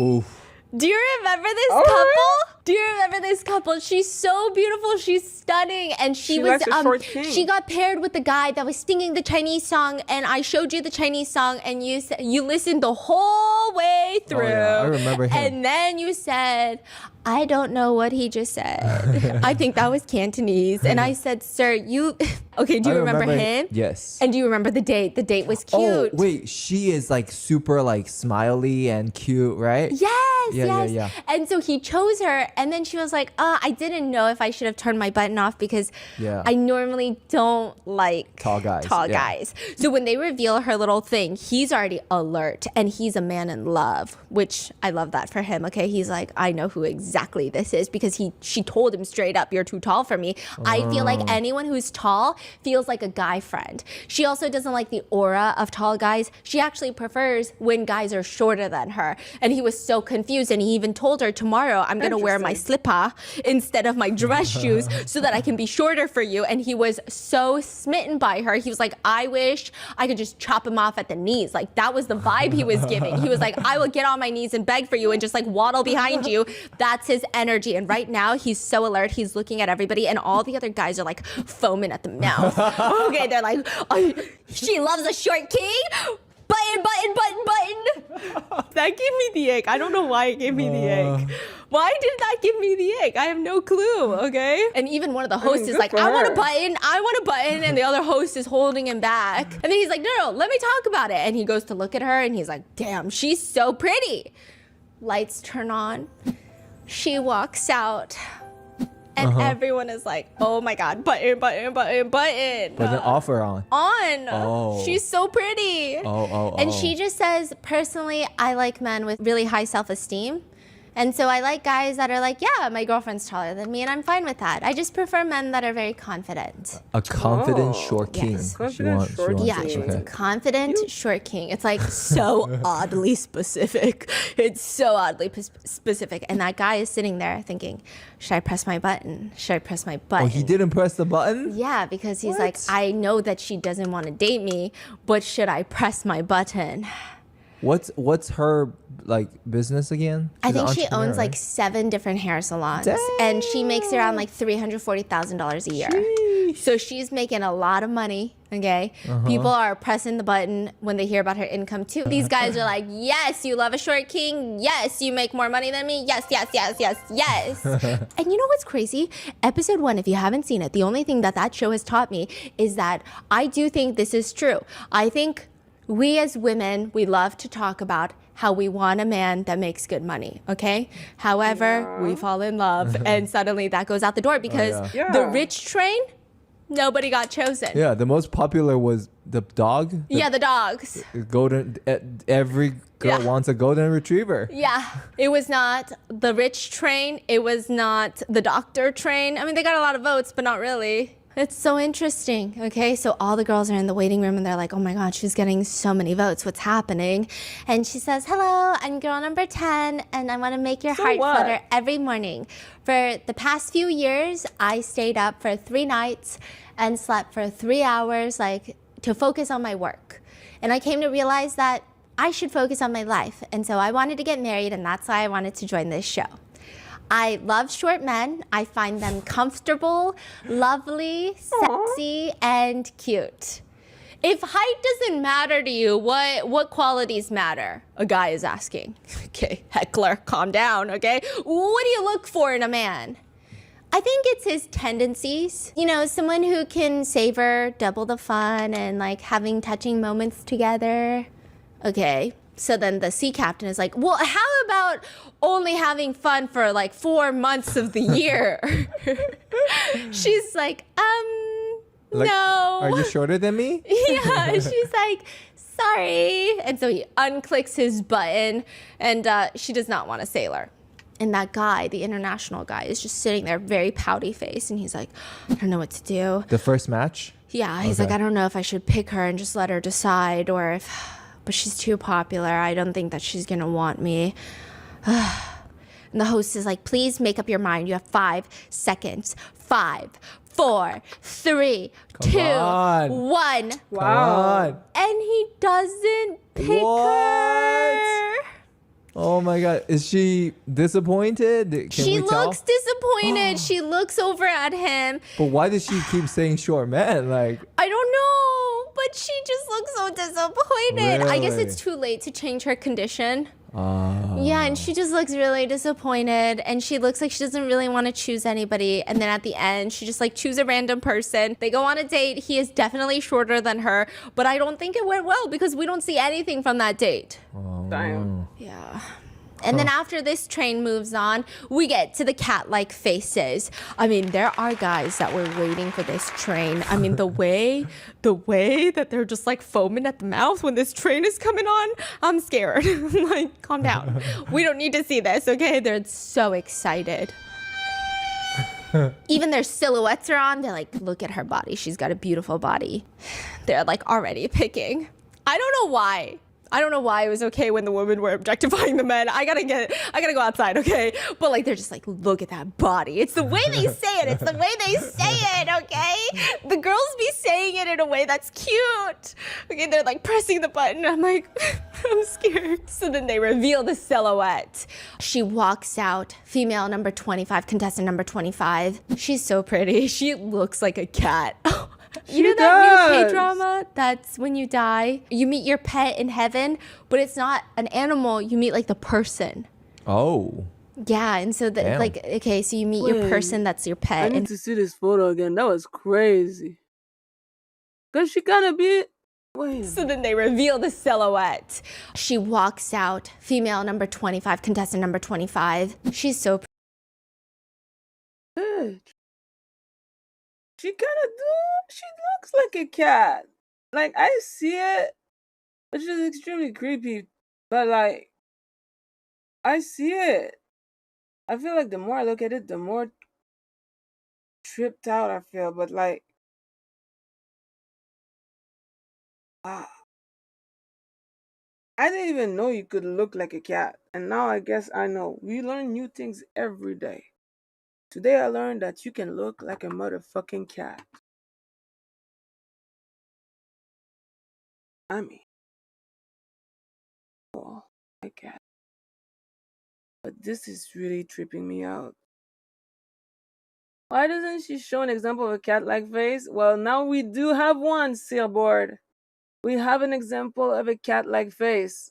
And I see it. I agree. But it also feels so surreal to me that I'm like, I don't know if I like it. But I see it. Like, yeah, I see the cat. pretty. She looks like a cat. You know that new K-drama that's when you die, you meet your pet in heaven, but it's not an animal, you meet like the person. Oh. Yeah, and so Damn. like, okay, so you meet your person that's your pet in heaven, and they'll do things your pet does. So like this little grandma, she meets her pet at the cafe, and it's a girl, and she just knocks over the grandma's drink, and she's like, oh my God, It's you. I miss you. And then she's just knocking her drink over, like, why'd you take so long? I was waiting for you. Yeah, it's so cute. She could play a cat. She could play a cat. She looks like a cat. I mean, she's beautiful. And as she's walking out, they introduced her as an interpreter for a global company. Okay, she's actually really cute. When they asked her for who her celebrity lookalike is, she said Han Ye-sul, which is, again, one of the greats in South Korea. She is one of the greats, okay? She's stunning, a beautiful... Wait, she's the one that's married to Rain. Yeah, no, I think she's married to Rain. Let's fact check this, y'all. Let's fact check this. Is crazy. We're gonna offend some people. I know, I'm so Let's sorry. make sure I fact check all these. No, I think Han Ye-seul is married to Rain. Yes. Damn. Okay, Kim Tae-hee has been... I feel like Kim Tae-hee is the one married to. Oh, yeah, you're right. Kim Tae-hee. Yeah, yeah. Han Ye... Yeah, we're good. We're good. Yeah. We're good. Chat, we good. Okay, all right. So, okay, Han Ye-seul, right? And she says, I slightly resemble Han Ye-seul. Han Ye-seul is like one of the greats. She's like Kim Tae-hee. You don't say that. You don't say that. You never tell anyone you look like IU. That's just something you don't do because you're just looking to get ran through the mud. Okay, you don't do that. But she's cute with it. She says, for a really brief second, like this. Okay, so then I was like, this one's smart. Okay, she said, only when I do this. I look like Han Ye-seul like that, okay? And she says, what are you the least confident about? Acting cute, aegyo, which is a thing in Korea. Like you gotta, aegyo is a thing in Korea where... Aegyo only works with certain faces. I don't even know what to say. You guys know exactly what I'm talking about. And it's like a thing when you date someone, you gotta have aegyo. Yeah. And she said she was so bad at it that she would have to learn from like textbooks. Like they have books on aegyo and she would read the books. Okay. And so they were like, can you show us aegyo? And she speaks multiple languages because she's an interpreter. And she goes, do you want to Netflix and chill? Do you want to watch Netflix and chill? And then she says in Korean, which is the version of Netflix and chill in Korean, which is, do you want to come over for ramen? That's the Korean version of do you want to Netflix and chill, because they're not trying to slurp ramen, they're trying to slurp something else. That's a very different aegyo from what I thought aegyo was. I thought aegyo was just like acting cute and a little cringy. Same. Did she say Netflix and chill? That's not. No, That's not what I was cute. expecting. It was cute. Oh. And so then she goes out there and she starts talking and she says, hello, I convey emotions through language in my work. I'm number 25, an entrepreneur. I also like being a host, so I've worked as a Korean English host at international events. And everybody is pressing their button because she's so chic. The way she speaks, oh, this is the type of woman you bring home to your mother. This is the type of woman that everyone will be like, who are you then? Because she is a catch. Like, she is sophisticated. She is elegant. She is Miss Congeniality. And she looks like a cat, right? Yeah, and she looks like a cat. But like she looks like the cat in a very chic way. The next one that comes out looks like a cat in like an idol way, right? And she's doing this in her silhouette. She's doing a cat ear on the silhouette, okay? And one of the guys says, a cat strolls across the frozen Han River. Do you know that one? No. 꽁꽁 얼어붙은 한강 위로 고양이가 걸어다닙니다. 꽁꽁 얼어붙은 한강 위로 고양이가 걸어다닙니다. Yes. Okay, so they cat. do that. And then the lights turn on and they're like, we already know who she is. The guys. Contestant number 19. She's so pretty. Her condition is, please understand, even if I give my family $2,000 a month. So the guys are like, ugh, yikes, that's a tough one. And the guys are asking the question, like, is it my money or her money that she's given? She says, I'm the eldest daughter, so I need to support my parents. And so some of the guys are like, God, what do we do? They start unclicking their buttons. It's a huge obstacle, right? Lights that's turn a lot on. of money per month. She walks out, literal doll. I mean, like, doll. She's the one that I was talking about in episode 1, doll. Okay? All the guys' lights turn back on. And the female counselor, the girl counselor goes, I mean, at the end of the day, it doesn't really matter, right? For these guys, it doesn't really matter, right? They're going to change their mind. I mean, look at her, okay? Suddenly, They're pressing her. $2,000 a month feels like it's affordable. Crazy how that works. Because, I mean, she is gorgeous. But what's her salary? For her to be able to send $2,000 a month to her parents and still somehow survive, she must have bills. $2,000 a month is insane. Like, because you have to pay rent on top of that. You have to pay for like your electricity, your cell phone, your food, your hydroelectricity. I already said that, and just all the things that you need to live as an adult. in the world, and she sends her parents $2,000 a month. Like, God damn, couldn't be me. Nah, I need my parents to send me $2,000 a month. That's what I need.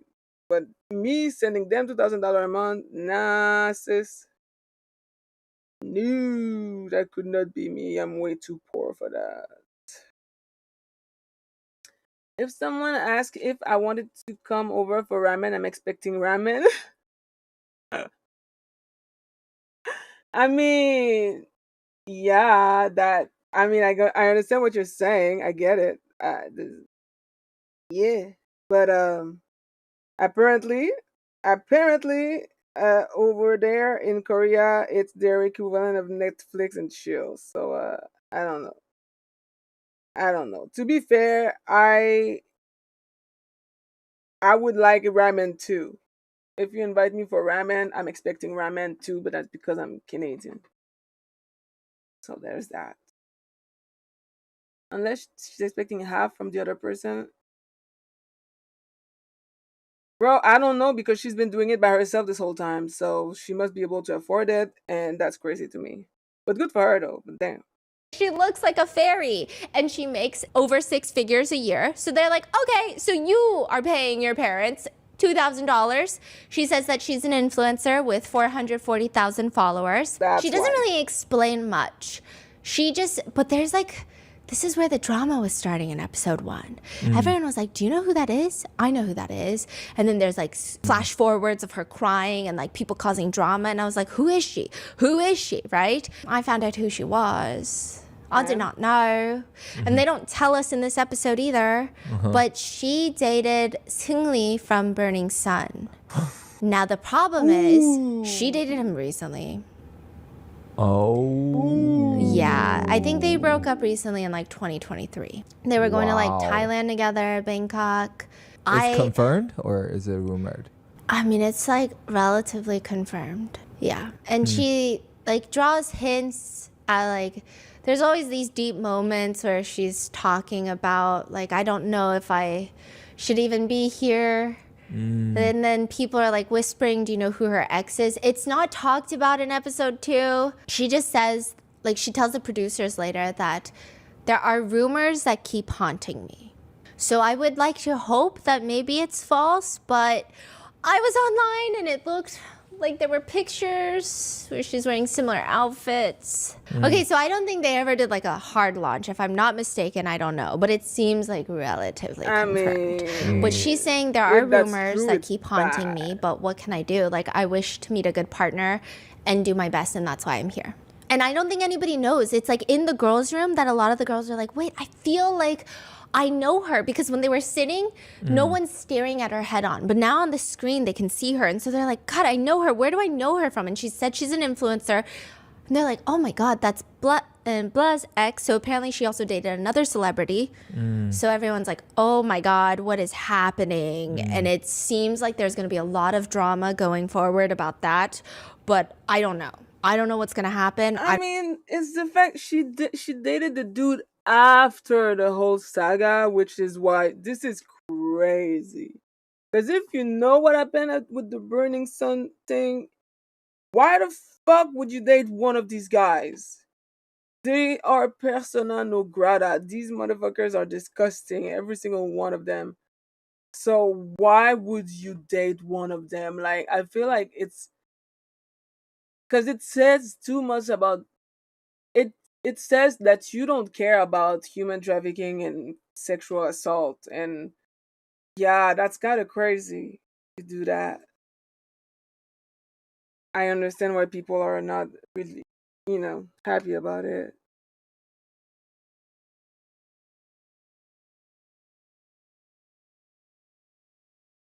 That's a major red flag. That's what I'm saying. Like, shit, the Burning Sun scandal became like international news at some point because how big that shit was. Like, it's an embarrassment. It's embarrassing if you really did date one of them.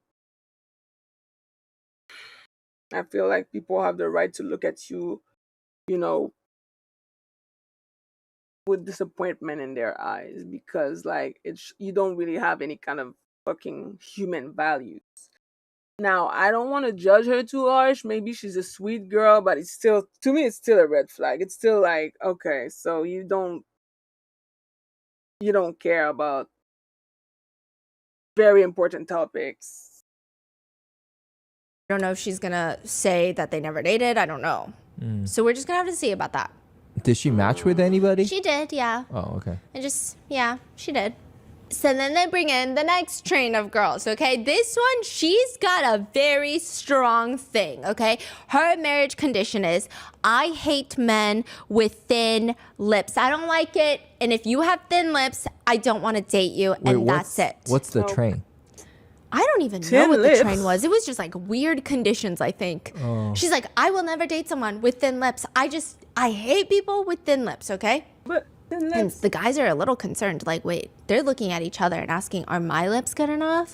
And they're like, should I even press the button? Like, what do you think of my lips? Because like, are they supposed to get lip filler or like does she want like, because I feel like most men outside of black men, because black people are kind of known to have pretty juicy lips in general, but I feel like outside of that most men don't have like big lips. Big lips has never been something that men are known for.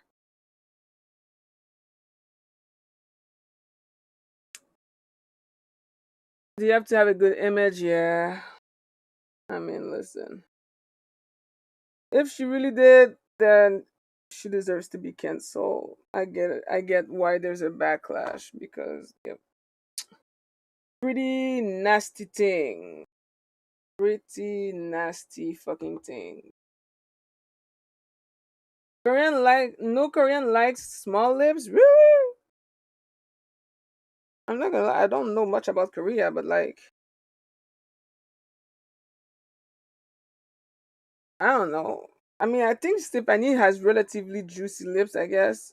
Like when I look at her, I think she has like a good set of, that sounds so weird. But her silhouette, banging, 10 out of 10. But are my lips good enough? Is she going to choose me? They're all so confused, okay? And she just says, I mean, guys' lips play a huge part for me. I don't like thin lips that are small and thin. I want lips. Like when I kiss a guy, I want to feel like, oh, these are lips. Now, what's crazy is that her silhouette is revealed, and the first date that she went on the first date that she went on was with the dermatologist, the national golfer turned dermatologist. Do you remember him? He was like a fan favorite, okay? She goes on a date with him, and he's got the world's thinnest lips. Where are they? We don't know. He's still looking for them, okay? Now he's getting stressed because he's like, I wanted to go on a date with her again, but now I have thin lips. Just do this. And she seems very certain, okay? And she's like, when we kiss, I want to feel the lips. I want to know that the lips are there. And the guys are like, what is happening? And he doesn't know if he should turn on his button because what if she doesn't even choose me? I mean, it's a very quick surgery, you know? Yeah. She is the head of VIP wealth management at a bank. Oh, damn. Okay. Yeah, and she's like, okay, well, I'm the head of the bank, blah, blah, blah. If you pick me, thank you for listening. And so the guys are all confused, like, wait, what do we do about our lips? Like, she doesn't like thin lips. And so they're all looking around at each other. Some of them are turning off their lights. He turns on his light. The thin lips. Yeah. Okay. And he starts talking to her. He says, hi, just wondering, how do you feel about my lips? And she looks at him and she goes, I think the most important thing is when you smile. And when you smile, I think your lips are fine. And he's cheesing so hard. He can't even stop smiling. He's like, you like my smile? I'm going to keep doing my smile. I love this. I love this couple. Okay, so he's like smiling so big. His button is pressed. And then finally it's her time to choose.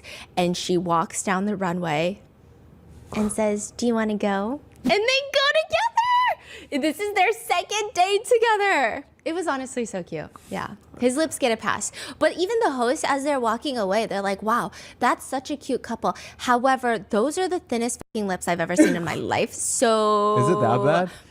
It's not bad, but when she specifically said she doesn't like thin lips, they're on the thinner side. Okay. So they're like, how he's got the world's thinnest lips. So the hosts are very. I do understand her reasoning though. But I get it. But also, it's not something that I would like expect from most men to have big lips. It's just, but hey, she knows what she wants. Good for her. Very confused. They're bamboozled by this. What do you mean? What's happening right now? I mean, maybe his personality is so stellar that the lips mean nothing. So then the next few weird conditions get revealed. The next one says, her condition is make me a housewife. Oof. And the guys don't like it. They don't like it. So they're all turning off their lights. And yeah, I mean, they're just turning off their lights. No matches? No. And she says she's a ballet teacher, and it's not that she doesn't like working, it's just she wants to be a housewife. And so they turn off her lights. Damn. And then the next one comes up, and she says she only eats delivery food. She doesn't cook, she only eats takeout. All the guys turn off their lights. I don't know if that's the part that the guys didn't like. It was, she comes out onto the stage and she very aggressively says, this is like out of context, nowhere. Like we had no lead up to this.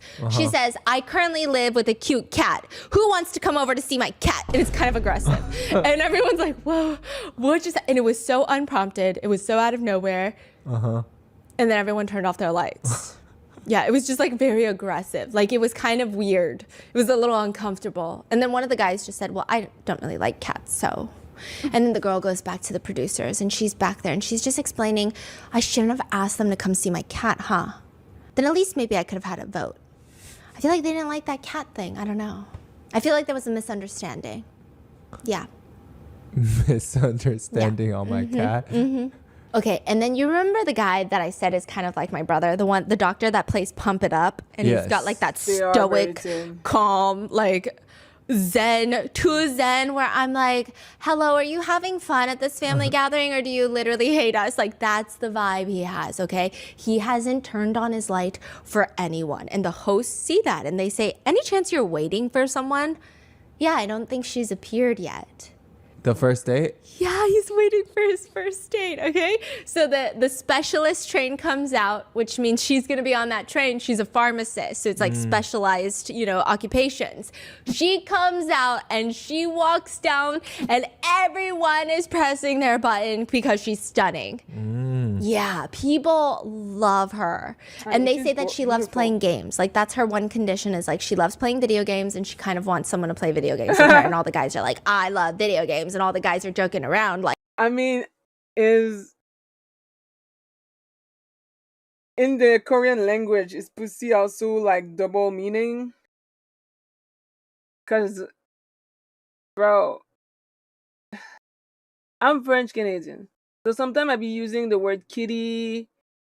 Like I use the word kitty a lot, my void kitty because my cat is black and stuff like that. And people be like, why are you talking about your vagina? And I'm like, what the fuck, bro? I'm talking about my fucking cat. But apparently in America, at least in the, the cousins that we have down from us who in the crazy country, apparently over there, kitty is mostly used to talk about vagina. So I don't know. I don't know. But this shit is very weird to me because, that's not how I was taught English, okay? I wasn't taught in my English class that kitty, man, should only be used when you talk about your vagina. So I use it to talk about my fucking cat and people be looking at me weird. And I'm like, oh my fucking God. That's kind of stupid. Like, you know what the best wedding present is? A PlayStation. A PlayStation. Like, we love girls like this. Oh my God, what kind of games do you think she plays? This doctor, eyes are just fixed on her, and it's kind of romantic. I feel like they could get married at the end of the show. Like, I have hope that they are gonna walk down the aisle. Right. She walks down and she says that she's a pharmacist and she can't wait to be her husband's biggest supporter. And everyone's like, yeah! And so some of the guys are even asking questions. And it's crazy because some guys actually don't like the video games. And they're like, would you Instead, could you work out with me or like go on a hike with me instead of playing video games? Or like you need to play your video games? And then she's like, no, it's fine. I mean, I think I can play video games on my own free time. Like I like spending time with my partner. And so the guys are keeping their lights on. They love it. And so finally he's like, I can't do this anymore. I can't do this anymore. He's like, I gotta speak up. And so his voice rises. It echoes in the little room. And he goes, do you like Pump It Up, the game? And she's all smiling. And she's like, Pump It Up. And he's waiting, and she looks at him. I love Pump It Up. And he's all, guys, this is the extent of Korean flirting. They're basically like conceiving a child as we speak. The energy radiating from them, everybody else notices it. Even the host, I don't know if the host forgot. He's like, wait, have you even played Pump It Up before? And she's like, yeah, I play it from time to time. Wow, okay, you play Pump It Up. How could this happen? Okay, well, go ahead and pick your pick. So she starts walking down the runway and she chooses Pump It Up. Pump It Up. And they go on a date and it's so cute. They're for 20 minutes because they only Pump have It 20 Up minutes. is like Dance Revolution. Is that it? Yeah. Okay. It's Dance Revolution. Wait, what's the difference between Dance Revolution and Pump It Up? Oh, Dance Revolution is up, side, down, side. Pump It Up is left, right, left, right. So you got 4, 5. Dance Revolution is also 5. I'm so dumb. So they're the same. So you didn't marry me for my brains, is that what you're saying? I actually prefer Pump It Up. I used to fuck it up on Pump It Up. That's all I'm gonna say. I don't think so, but okay. What do you mean? Damn. You don't think I'm coordinated? No. Okay, you'll just have to wait and see. You don't even know what your wife is capable of. So she's like, yes, I love Pump It Up. They go on this date and the date is only 20 minutes long. And for 20 minutes, they're just yapping. And then at the end, they're both like, wait, the time flew by so quick. Wait, we don't have enough time. And it was so cute. And if they don't get married, I'm going to cry. And I don't know if it's going to happen because later, the next episode, we get a foreshadowing to the next episode. Everybody does speed dating, like a gymnasium speed dating. Everybody sits down and you get like 5 minutes with each other. So you have to go through every single person of the speed dating, right? Yeah. And she starts falling for the dermatologist guy with the thin lips. And I was getting so stressed and I was like, no, don't do this to me, okay? So then after they go on the date, it's time for the next train. These are the former beauty pageant participants. Lots of buttons are being pressed and the girl counselor is like, yes, because it's already confirmed that they're beautiful. So all the guys are like, yeah, fuck yeah, I don't even care, okay? They're pressing their buttons, they're foaming at the mouth, and they're all very tall. They're silhouettes, beauty pageant silhouettes. So the guys are like, my hopes are really high on this one. Oh my gosh, it's about to be crazy. First up, number 12, former Miss Gyeongbuk. Okay, she's currently a faculty member at Yonsei University, one of the Sky schools, and she's stunning. She makes around $34,000 a year, and she's very, very, very tall. She even owns her own villa in Seoul. So she walks forward. All the guys are like, oh my gosh, they're pressing their button. Now, girl number 2 is revealed. And she walks out. This is the fan of the rapper who says she looks like IU, although she's beautiful in her own right, has no resemblance towards IU. I would never be on the street and go, wait, was that IU? Like, I wouldn't do that, okay? But however, I would go, oh my God, she's so pretty, okay? Not IU, but beautiful. She pops open and she is the visual, like creative visual information at a major IT company called Naver. That's like the Google of South Korea, okay? Damn. She says she's been through multiple different beauty pageants. She is, that's her job now. And she comes out there and she says, hi, everyone. I would like to do a hidden talent for you guys. Oh my gosh, she's gonna rap, isn't she? No. Okay. So she grabs the microphone and she starts singing. And it's like, give me a song, honey. The Wheels on the Bus. Okay, it's so off tune. It's like, The wheels on the bus go round and round. and all the guys are like, ooh. They start pressing off their button. They start pressing it off. And then even the first girl, not a girl's girl, she goes to the producer room and she said, when that girl was called to sit next to me on the train, I couldn't grasp how we were in the same train. Girl. Oh, like I she's mean, not pretty enough? That's me. Yeah, she said, I asked her, were you in beauty pageants? And she said yes. I thought maybe she was in like a traditional Korean beauty pageant. And I was like, that is so rude. And you know what's even funnier? The producer asks the rap fan, okay? The second girl. Yeah, the second girl, which beauty pageant she was in. She was in Miss Universe and Miss World. So I was like, thank you. Thank you.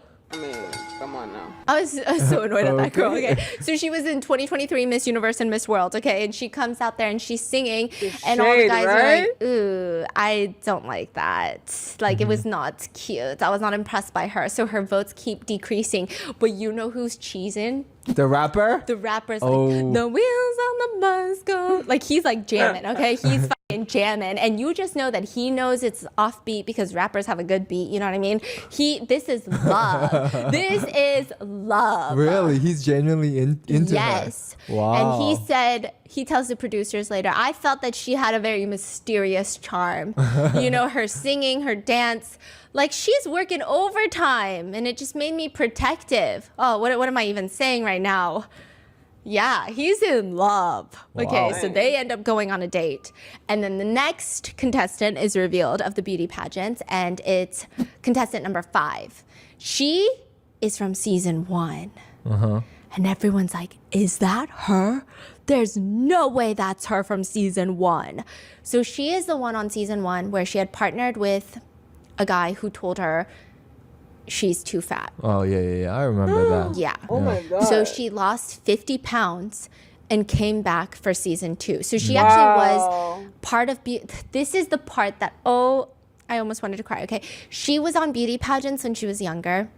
So I imagine like she was probably underweight because beauty pageants are so cutthroat.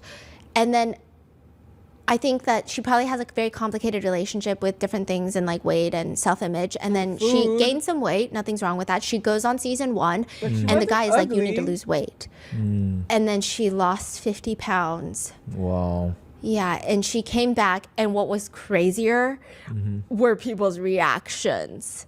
Like some people would be like, she was already beautiful, but she took great care of herself. So like, what are people like lighting up the buttons? Or? Yeah, they love her, but it was just like the commentary was just so peak Korean energy because like this is so peak Korean energy. I have so much trauma growing up in a Korean community of this. Okay, it's the oh my God, you look so healthy, aka you need to lose weight. If my mom hears another woman call me looking healthy, well, first of all, you would think that she would get mad at that woman because that's basically that woman saying that I need to lose weight. No, my mom would put me on a celery diet, okay? And I'm like 12. I'm 12. I have trauma. Okay, so anyway, she was one of the finalists for Miss Korea 2019, and now she's back. And one of the hosts says she's back to her old self. And I was like, oh. Rein it in, Stephanie. Rein it in. She said that, because they asked her, how did you lose so much weight? And she said, before going to work, I would work out. I worked out after work. I watched what I ate. And they're all just like, oh my God, amazing. And so then a guy decides that he's going to say something. He raises his hand and they're like, okay, please go ahead. And he says, I thought you had a beautiful personality, but becoming beautiful on the outside as well really shocked me. Damn. So then she ends up picking a guy. They go on a date, and I want to throw my computer across the room because as they're on this date, they're talking about like, at first it feels honestly kind of cute. She works at a major company. He has a nice smile. They're getting along, and then they're going through the little DMV form, and she's like, oh, this one, like, what does this mean? He says, I like a blank body. And she's like, ooh, what is that, right? And she's like, I don't know what that is. And he says, I like a Coke bottle shaped body. And she's like, okay. And he's like, I like them sexy. Whoa, sir, you should work on yourself first. Have you ever heard of inner work? Okay, he's like, I like them sexy. The interviewer, the producer is like, do you care about their education? No. As long as they don't do anything illegal. Yeah, I prefer someone with a nice body than a pretty face. He says, I care about the ins and outs of a woman's body. Like, I need that Coke bottle. When they wear like a tight dress, like, I need a bottle body. Like, he's going in. Yeah, and she's just like, well, he cares a lot about figure. And then it was crazy because her one condition is love me even when my looks change. And she's like, you know, one day I'm going to have children. I might look different. One day I'm going to get older. I might look different. Yeah. So I don't know. So it didn't go well. Yeah, right? it did not go well. It's surprising how some of these men they would just say that. Like, that's kind of like shocking. Yeah. Like, I mean, like, why are you outing yourself They like don't that? even ease you into it. They're not like, you know, first and foremost, personality, right? That's the most important. And then afterwards, I need a bottle like a fucking body, like a body that's just like curves like the mountains and the valleys of the Grand Canyon. I need a Coke bottle. Like, they don't even ease you into it. They just like go in, and I'm like, what is happening? What's happening? And that is where they leave us with the cliffhanger for episode 3, where they do speed dating and they get rid of everybody. They get rid of everyone because now the couples, I believe after that next round of speed dating, they're going into the couples palace. Like, they're gonna live all together. Oh my God. So there is actually a palace. Yes, this is the prerequisite. 5 hours into this. Yeah, this is the job interview. I'm so sorry. Oh my I'm sorry. God. Do you not want a part 3? I do. But like, I just feel like it's gonna take like a year later. No, we're no. finally in the palace. No. I swear, life got a little crazy the past month, but I'm gonna be back with episode 3. Yes. You count on it. Yes. Unless some crazy stuff is happening, God forbid, I'm gonna be here and I'm gonna be telling you about episode 3. Okay. Okay. So I'll see you in that one. I'll see you in the next one. Love you. Bye. Bro.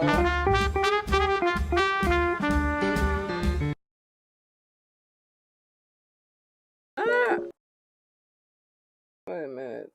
I don't know if I have time to watch another video. I can do like a short one.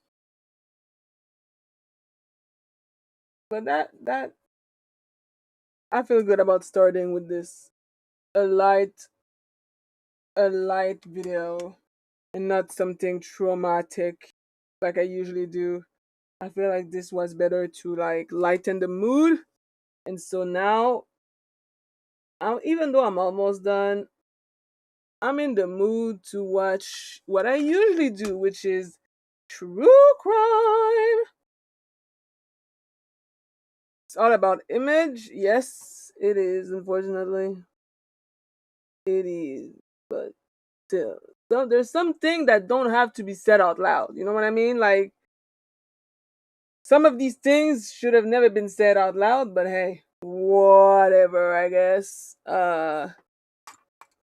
Stay classy, bro. Like, absolutely insane work. That they were able to say these things out loud with no shame. Like, wow. Just wow. Honestly. Just wow. Because, yeah. Oh, okay. I fuck up my fucking lashes. Alright.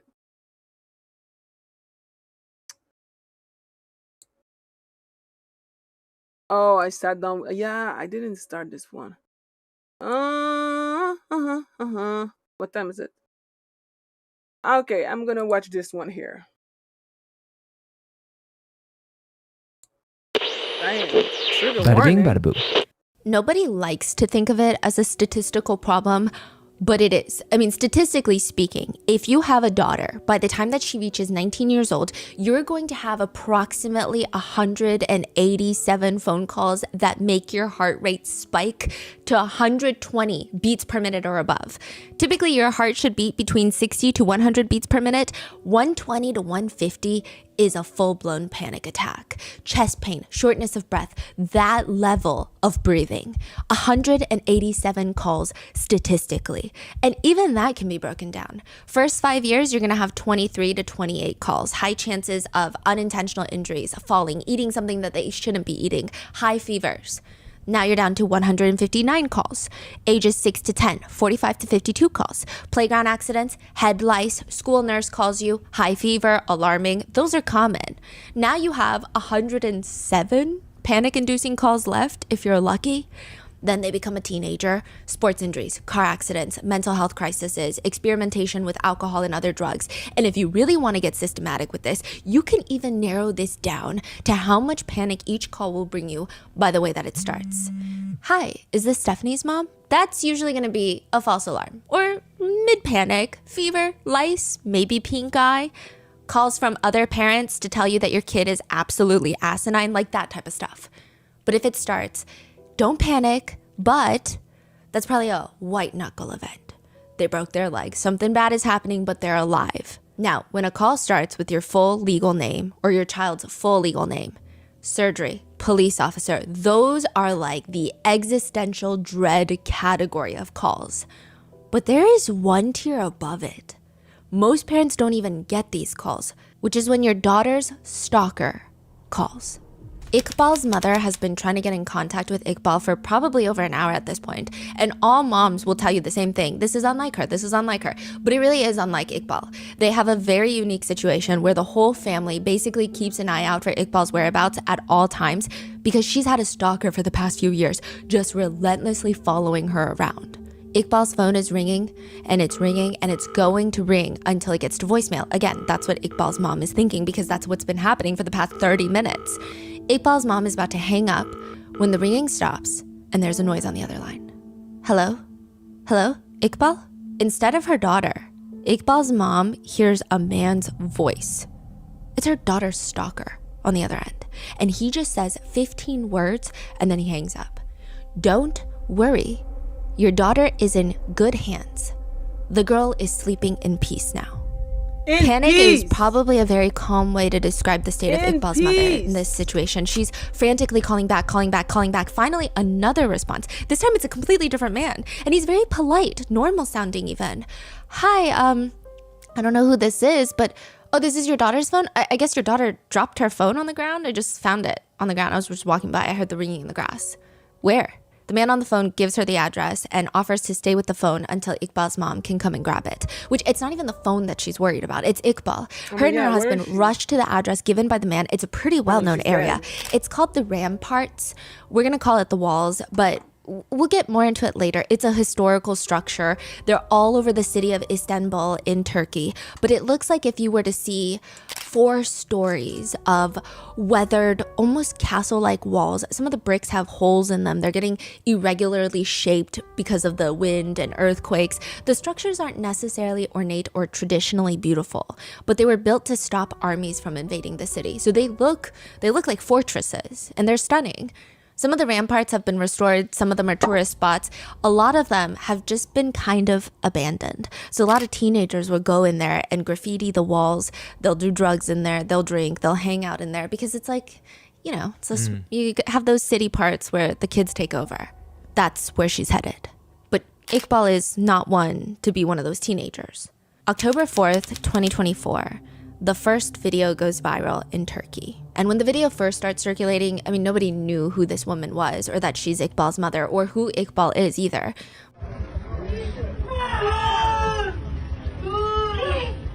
But you see Iqbal's mother standing at the bottom of the walls, the ramparts, and she's screaming, sobbing, while there is a whole crowd around her. And it just looks like nobody knows how to react.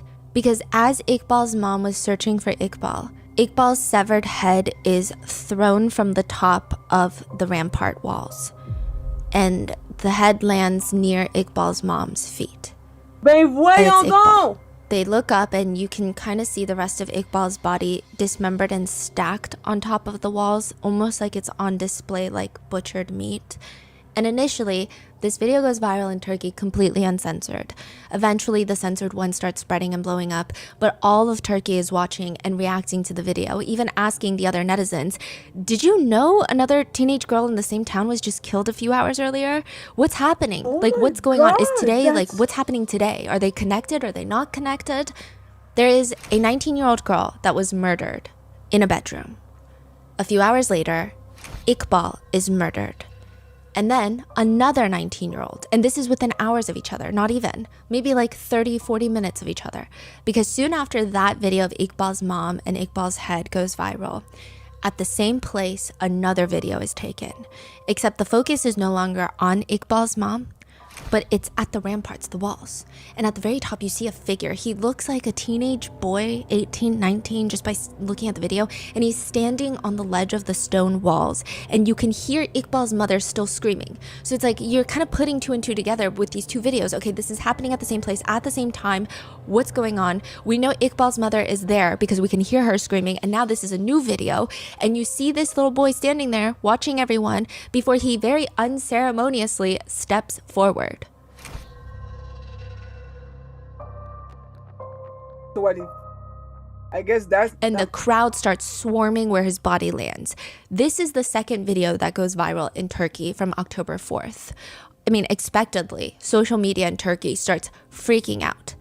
Within 4 to 5 hours, in Istanbul, in Turkey, the same city, 3 19-year-olds end up dead. Ayşe Noor, a 19-year-old girl, had her throat slit. Iqbal, a 19-year-old girl, was murdered and had her head severed. And Semi, a 19-year-old boy, has fallen from the top of the walls. October 4th, 2024, 3 19-year-olds die in the same city, and they are all connected. And the place where people start getting answers is not the police, it's not the government, it's Discord. Until Discord goes dark. Oh my lord, what the actual fuck?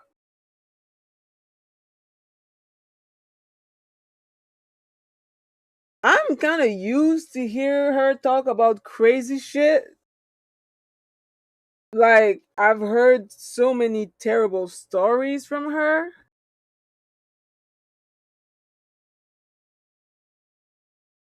And yet I was not prepared for that. I was not prepared for that. To hear a mom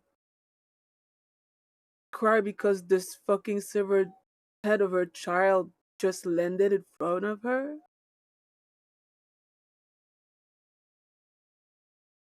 Bro. That is definitely... Yeah, no, I can't even imagine. I don't even want to imagine. That is wild.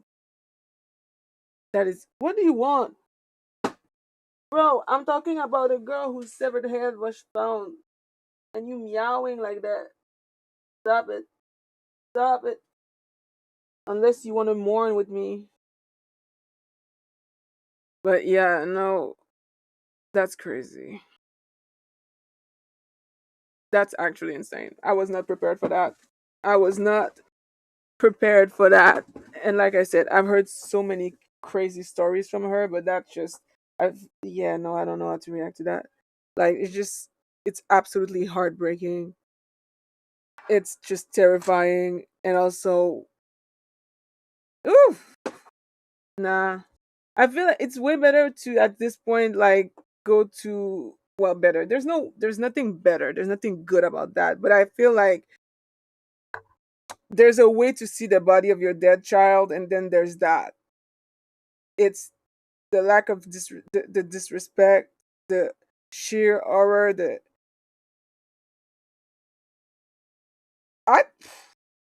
I know that if it was my child, I don't know what I would do. I think I would probably have to be put in a fucking mental health hospital for the rest of my life, because this image would be burned in my memory for the rest of my life, and there's no way you can unsee that. Can't unsee that. What the fuck? I hate it here. Oh my god.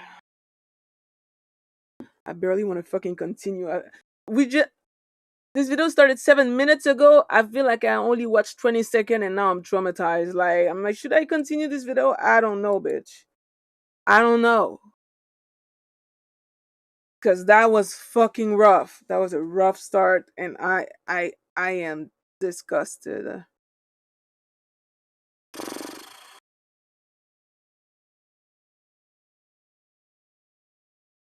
We'd like to thank today's sponsors who have made it possible for Rotten Mango to support the Turkish Philanthropy Gender Equality Fund, a nonprofit with a mission to end gender-based violence and child marriage through actions like, but not limited to, closing the educational gap, increasing economic opportunities, and enhancing women's voices.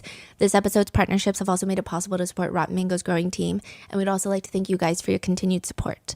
As always, full show notes are available at rottenmangopodcast.com. Today's case involves mentions of physical and gender-based violence as well as dismemberment. It's a little more graphic in nature than some of the recent cases we've covered, so please don't hesitate to take a break if you need. Today's case also takes place in Turkey. We had amazing help from professional Turkish translators to research alongside this case. However, I am personally not a native speaker myself, so there is a possibility that I may mistranslate or even mispronounce. I'm horrendous at pronunciation. Mispronounce things unintentionally. Please let me know in the comments if you're from Turkey and if there's anything that has been misinterpreted or mispronounced or miscommunicated. So with that being said, let's get started. There is a serial killer that people refer to as the ragdoll killer. It's because the killer will take the bodies of their victims. They will take 6 different victims to be exact, and pick and choose certain pieces of each body to create a whole new body. Sew it together like human centipede, like a rag doll. You can clearly tell that not all the body parts look like even one gender or even one race. It's a very jolting visual. Interestingly enough, humans have actually evolved to be repulsed by things like this. Like, we've been evolving to be repulsed by body violation and contamination. That's the psychological explanation. It's body horror with the use of uncanny valley, because the ragdoll creation looks human enough. So we recognize it, but then we realize how wrong it is. And that is the whole premise of the novel Ragdoll by Daniel Cole. Well, that, and the main lead detective is trying to catch the ragdoll killer, and there's like this whole cat and mouse thriller. It's a spectacular book by all means that makes you think about morality and justice. One quote from the book reads, "There are no good people. There are just those who haven't been pushed far enough yet and those who have." But one of the most famous lines from Ragdoll by Daniel Cole reads, "Tell me, if you're the devil, what am I?" It's probably not the best book for a 19-year-old that's been hospitalized 5 times in the past year for having very dark thoughts to be reading intently, to be obsessed with this novel. The hospital discharge notes for this 19-year-old read specifically, "Must be kept under surveillance by a relative at all times." So it's probably not the best. But he's obsessed. And I was on Reddit, and a lot of people, they were talking about how they have stalkers. And they're talking about the little things that you have to do to avoid being stalked. It's not even like, just go to the police station and file a police report. One netizen says, it feels like you have to become a whole new person just to get away from someone. It's like your life is being stolen from you. Yeah, the legal way. Sometimes victims have to change their full legal name or use aliases in real life. But also, it's like the smaller things nobody really talks about. You have to change your style completely. All the clothes that you love and that you feel the most comfortable in, now you got to get new clothes. It's financially draining to purchase new clothes, new accessories, new hats. Not even because you want to, but because your stalker basically knows your entire wardrobe and it makes it that much easier to spot you. Or you have to start wearing wigs. 19-year-old Iqbal just completely cuts her hair. She always had long hair. Now she has short hair because it makes her less recognizable for her stalker that she hasn't even seen in the past 1.5 years. Well, she hasn't seen him, but he's seen her. She first realized that she had a stalker issue in high school, and for the next 5 years, his obsession just keeps getting more intense. But she hasn't seen him in the past 1.5 years. By this point, she's already changed schools, cut her hair, barely goes outside without someone with her, is selective about what she shares online. She's doing everything, and this guy is so relentless. He's so relentless. He reads books like The Law of Love and The Law of Violence, The Psychology of Persuasion, Training of the Will. The lessons he's taking from these books, probably the last thing he should be doing. They're really good books, and I think most people would gain a lot from reading these books. But if you're a stalker, the way he's interpreting these lessons, it's not going to be the way a normal person does. Such as, there's a line from The Law of Love and The Law of Violence.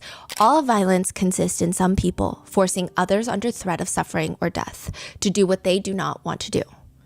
It's almost like it's an innate human thing to do that. The psychology of persuasion, people seem to be more motivated by the thought of losing something than by the thought of gaining something of equal value. A strong threat may motivate immediate compliance, but it is unlikely to produce long-term commitment. When our freedom to have something is limited, the item becomes less available and we experience an increased desire for it. It's easier to resist at the beginning than at the end, which I believe the author is quoting Da Vinci with the last one. But he takes all of this and he's like, this is good. So what I'm going to do with this information is I'm going to break into Iqbal's house. So he takes all of that into consideration and then breaks into Iqbal's room, torments her relentlessly until finally his mom, the stalker's mom, calls Iqbal, who tells Iqbal and her family, my son is in a relationship now. He has a new girlfriend and they're very happy, so he will no longer bother your daughter anymore. The stalker gets on the phone. I promise, Iqbal's mother, I will leave your daughter Iqbal alone now because I have a lover now. So does that mean after 5 years, is this the end of the stalking? That's what Iqbal is thinking until she gets sent a video and it's of her stalker. He's wearing a black semi-turtleneck under another long black shirt. He's got curly black hair and he's almost sitting in a chair with his hands clasped like he's praying. It just looks, based off of his energy, his posture, it looks more like a video application for a job. He's in his room, the walls are yellow, there's pictures taped up against the walls, and he seems calm. Okay. And he's just staring into the camera. Iqbal, I wanted to say goodbye to you in private. I'm finally dying. I apologize for what you have experienced because of me. You will not have to be afraid or worried. I hope you live a normal life and die beautifully. But there is something I have to tell you. That day that you saw me, I was waiting for you. I came there because I was going to kill you. I wanted to take a life when I leave this life. And it was more valuable for me if that person would have been you. You know, cutting your heart out, gouging out your eyes. You already know the things that I wanted to do. But I gave up. If I kill you, I will have created my own hell. But you will not leave me alone on the other side, so I will go alone without killing you or killing anyone. Ve vazgeçtim. Seni öldürürsem kendi cehennemimi yaratmış olurum. It's likely that she also reported this to the police. As he's talking, he's putting his palms together like a prayer, but oddly like a businessman. Sometimes he'll intertwine his fingers. Other times he'll put both of them just on his lap. Then he starts using his right hand to talk. It's weird because normal people don't really talk like this unless you're in a board setting. Did you see the actual video? Yeah. Unless you're naturally a great orator or you're giving some sort of speech. These are not regular mannerisms in a... Sorry. 1 second. Ugh.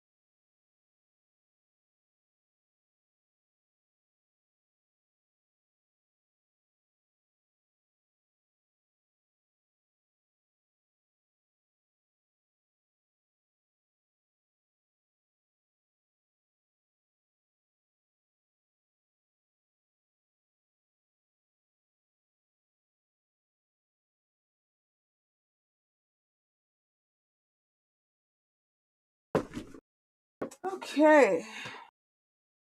Whew, sheesh.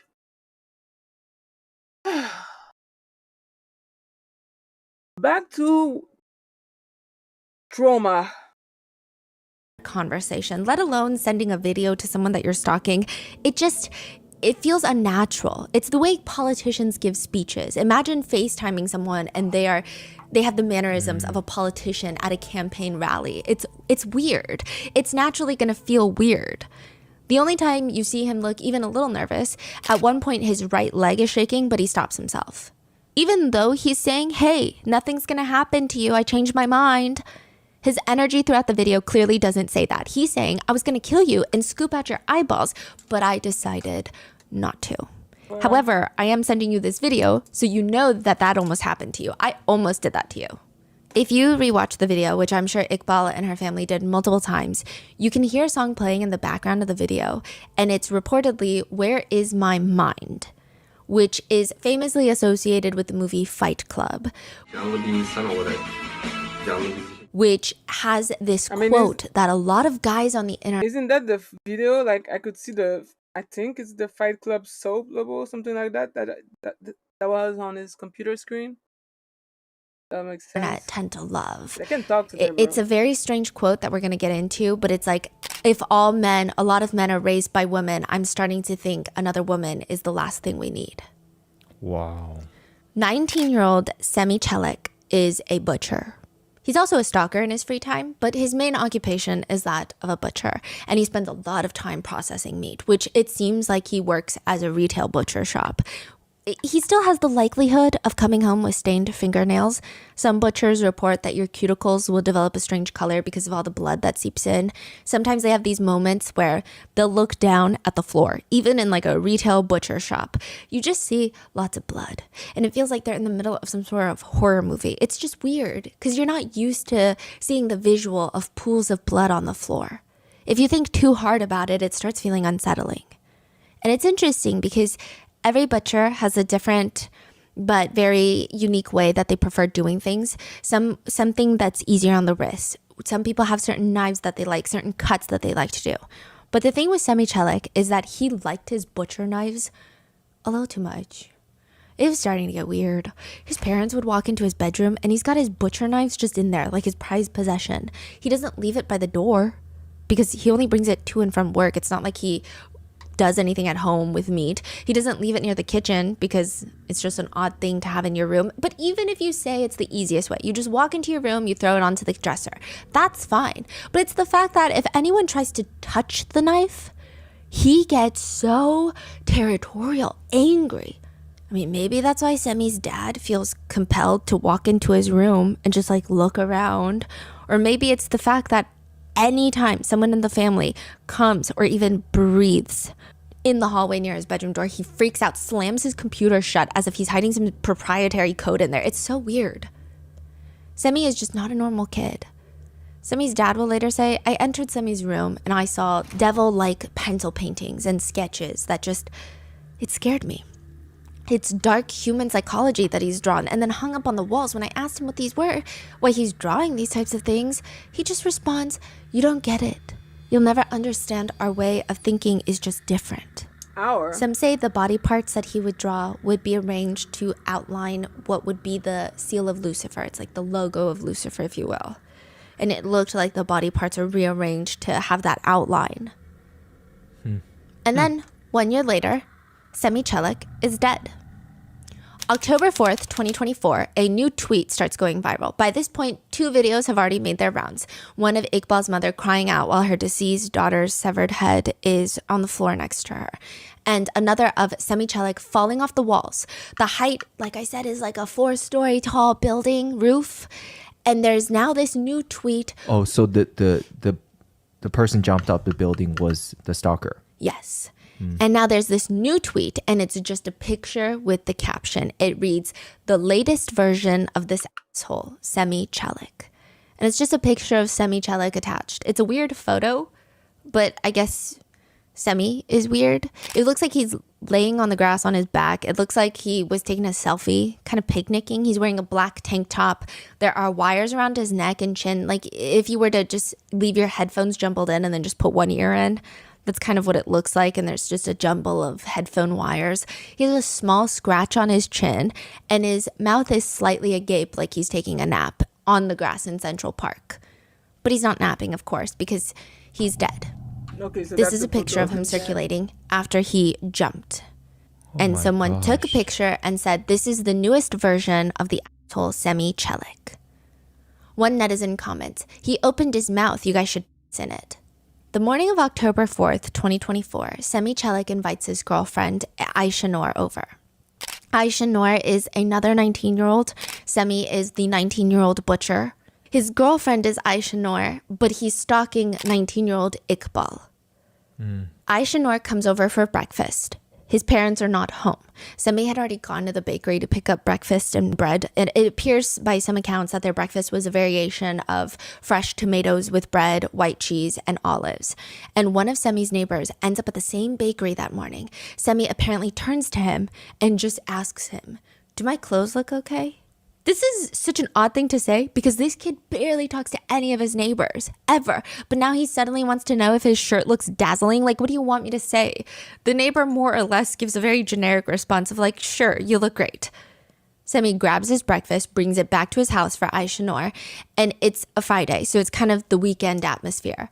Around 11 a.m., both of Semi's parents video call him. There was Semi's sister at her university. It's brief. There's absolutely nothing out of the ordinary. He's just like, I'm home with Aisha Noor. Have fun. Until around 1 p.m., where out of nowhere, Semi just slits his girlfriend Aisha Noor's throat in bed. Aisha Noor is later found in Semi's bed, laying on her back. She's clothed. Her black t-shirt is slightly risen, so you see a sliver of her torso, but the rest of her body is covered in a black blanket. He slit her throat. It doesn't seem particularly like a passionate crime. Clearly it is, but he didn't stab her repeatedly. He didn't drag on the killing to inflict the most pain and torture. There are some reports in English that state that he ripped out her tongue, cut out her tongue. My Turkish researchers say it's unclear if that's true. It's unclear, not because they're not good at their job. It's unclear because there's a whole media ban later. But they say it's unclear, but they don't think that that's what happened. There are other reports saying he just slit her throat so hard he nearly severed her head. But again, the Turkish reports don't say that. But please let me know. There's so many confusing elements to this, but we'll get into all of that in a second. Regardless, Aisha Noor's body is found from what most reports read in a way that is kind of a stark contrast to his next murder. And I don't say that as a way to defend this guy, but rather it's intriguing by the reasoning. After killing Aisha Noor, his girlfriend, in his bed, he calls Iqbal, the girl he's been stalking for 5 years. Oh, so that's when he did the call? Do we know how long he's been with the girlfriend? No. So but, I mean, because Aisha Noor's parents later will say, I don't even know this kid. I didn't even know my daughter was dating this kid. I didn't even know this kid existed. Oh, wow. Okay. He calls Iqbal, the girl that he's been stalking for years, tells her to meet him at the walls, and if she doesn't, he's gonna kill her entire family. She shows up at the walls. Now, to give you context, like I said, the walls are historically built to ward off enemies. They're still around the city, and a lot of them the ones that are near really pretty areas will attract a lot of tourists. So those are kept under high maintenance. There's a lot of guards, there's security, there's all these functions. But then some of the other ones, either they're half ruined from the earthquakes or there have been attempts to restore them, but they aren't really working. Those are just kind of left for the locals with signs that say, hey, stay away, beware, like this is government property, don't come in here. But a lot of people do. Teenagers seem to love climbing up these walls. And in this specific one, which we're just going to call the walls, it has this roof at the top. It's almost like an opening where you have these half lookout windows. Okay, it's like a little tower, like one of those princess towers that you look out of. So at the top, it's like a roof, but then you have these pillars of bricks, and then you just have these wide openings with no railings. Got it. And then if you're further into the rooftop area, no one's going to see you from from the street level. But if you are standing close to the ledge, people are going to see you. And you can actually stand on the ledge. There's no railing, there's nothing. That's why people are not allowed to go up there. It looks kind of scary. There's a TikTok video of someone going up to the ramparts and filming downward. It's terrifying. It looks taller. It feels taller than 4 stories. That is where Semi forces Iqbal to meet him. There is CCTV footage of them heading to the walls. You can barely see them together, but you can see Semi, and his demeanor is so calm. It's very casual, like his deceased girlfriend is not laying in his bed while he meets with the girl that he's been stalking for years. If we were to walk past him on the street, that would be the last assumption that I make about this guy. They head to the top of the walls. There's some reports that state the entire time Iqbal was resisting. At one point, she screamed for help, but nobody listened, and they let the two teenagers be. We know now that at the very top of the walls, because you can't really see something unless it's at the ledge, like I said, Semi stabs Iqbal to death. Once she can no longer fight back, he unclothes her, primarily most of her clothes are off. He unzips his black backpack where he takes out a set of 5 butcher knives. He starts dismembering her. I did come across supposed pictures of how her body was found on the wall. It is burned into my brain. The only way I can describe it, so I can hopefully prevent you from trying to see what this picture is. The only way I can describe it is, have you ever seen a butcher work? No, what does that mean? Yeah. Butcher work. If a butcher has like a large piece of meat, they'll usually they'll do section by section. So they'll like section it into 3 big pieces, stack them onto the side. And then they'll probably take one of the 3 pieces and then cut it into smaller pieces. Definitely. It almost looks like that first step. He essentially cut her into a few large pieces and then stacked her body parts on the railing side, like a butcher would. On the railing? Yeah. Like for people to see? Yes. You cut, stack, and then maybe you would bring certain pieces to work. It looks like that. There is a belief online that the reason that it was the dismembered parts were put on the railing is because he was going to attach them to himself. He actually was going to suspend himself and not fall off the ledge, but that rope didn't end up working. And it is believed the rope was attached to her body parts. So the idea would be he would fall and then the body parts would slam into him later. It's like a weird, I guess it's for a more horrific graphic show. Semi ends up tying it to Iqbal's body, allegedly, with the sick intention that he's going to fall, be suspended for a little bit, and then fall, and then her body parts will fall on him. I guess as people are trying to get him down, her body parts would. Oh, you're saying like he would tie rope one end to himself, the other end to the body parts. And judging by some parts of the crime scene photos, I can't find clear indication that's the case, but it could be very well. I mean, I can't 100% tell you with certainty that I saw them tied on the body parts, but it does seem like something he would do. Before he falls off the ledge, he waits until Iqbal's mom. So he picks up Iqbal's mom's call and is like, your daughter is in good hands now. Throws the phone off the wall. Iqbal's mom keeps blowing up her phone. A random man picks up and is like, oh, I don't know. I was just walking by. I heard the phone ring in the grass. But you're saying at this point, nobody has noticed this what's going on up here? Wow. And then Iqbal's mom comes and he tosses her head off the wall onto the pavement below. Iqbal's dad would later say, we walked towards it, and that's when I saw my daughter's head. Semi places her other body parts on the wall. People are now looking upward, and they see, and then he's also on the railing watching everyone. And eventually, he steps forward. Like, it's pretty instant to know what happened. Iqbal's parents are there. They're explaining that Semi has been stalking Iqbal for years now. He's killed her. Now he's self-exited at the same time. Police get a call from another body has been found in Semi's bedroom. 19-year-old girlfriend, Aisha Noor. All 3 bodies are taken to the morgue, and the police start searching Semi Chelik's room. At this point, I think they're just looking for lots of things. Are there other bodies that just haven't been found yet? Are there more victims? Did anybody else help him? They grab his laptop that his dad is now telling them, after 2 girls are killed, that he's very weird about his laptop. Yeah, I mean, a little too late now, but nevertheless, they grab the laptop. The police go through his journals, notebooks, and they find this very specific drawing. Semi has lots of bizarre drawings that, again, his dad now wants to tell the police about. But this one in particular, the police, they're into this one. It's a sketch done by a pencil of a dismembered woman. If you're not a fan of graphic details, please skip ahead because I'm going to describe it to you. The body has been cut at the hips. So severed at the hips. Now you just have the torso. The bottom part is inverted. So instead of your feet being at the bottom, the feet are now rammed into the torso. So the feet are into the stomach technically?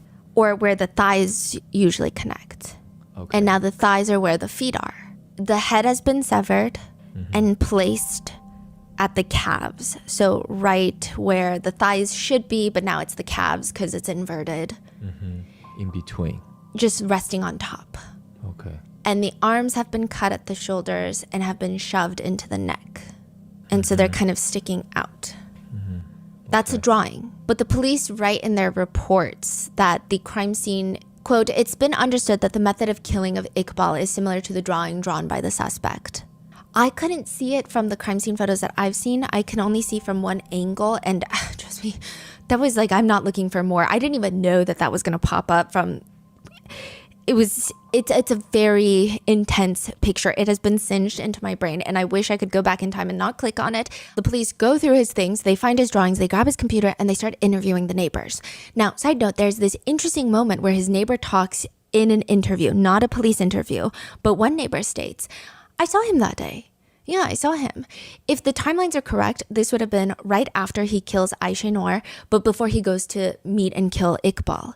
This is likely the first time that he's killed someone, and the neighbor just hears this out like, "Bah!"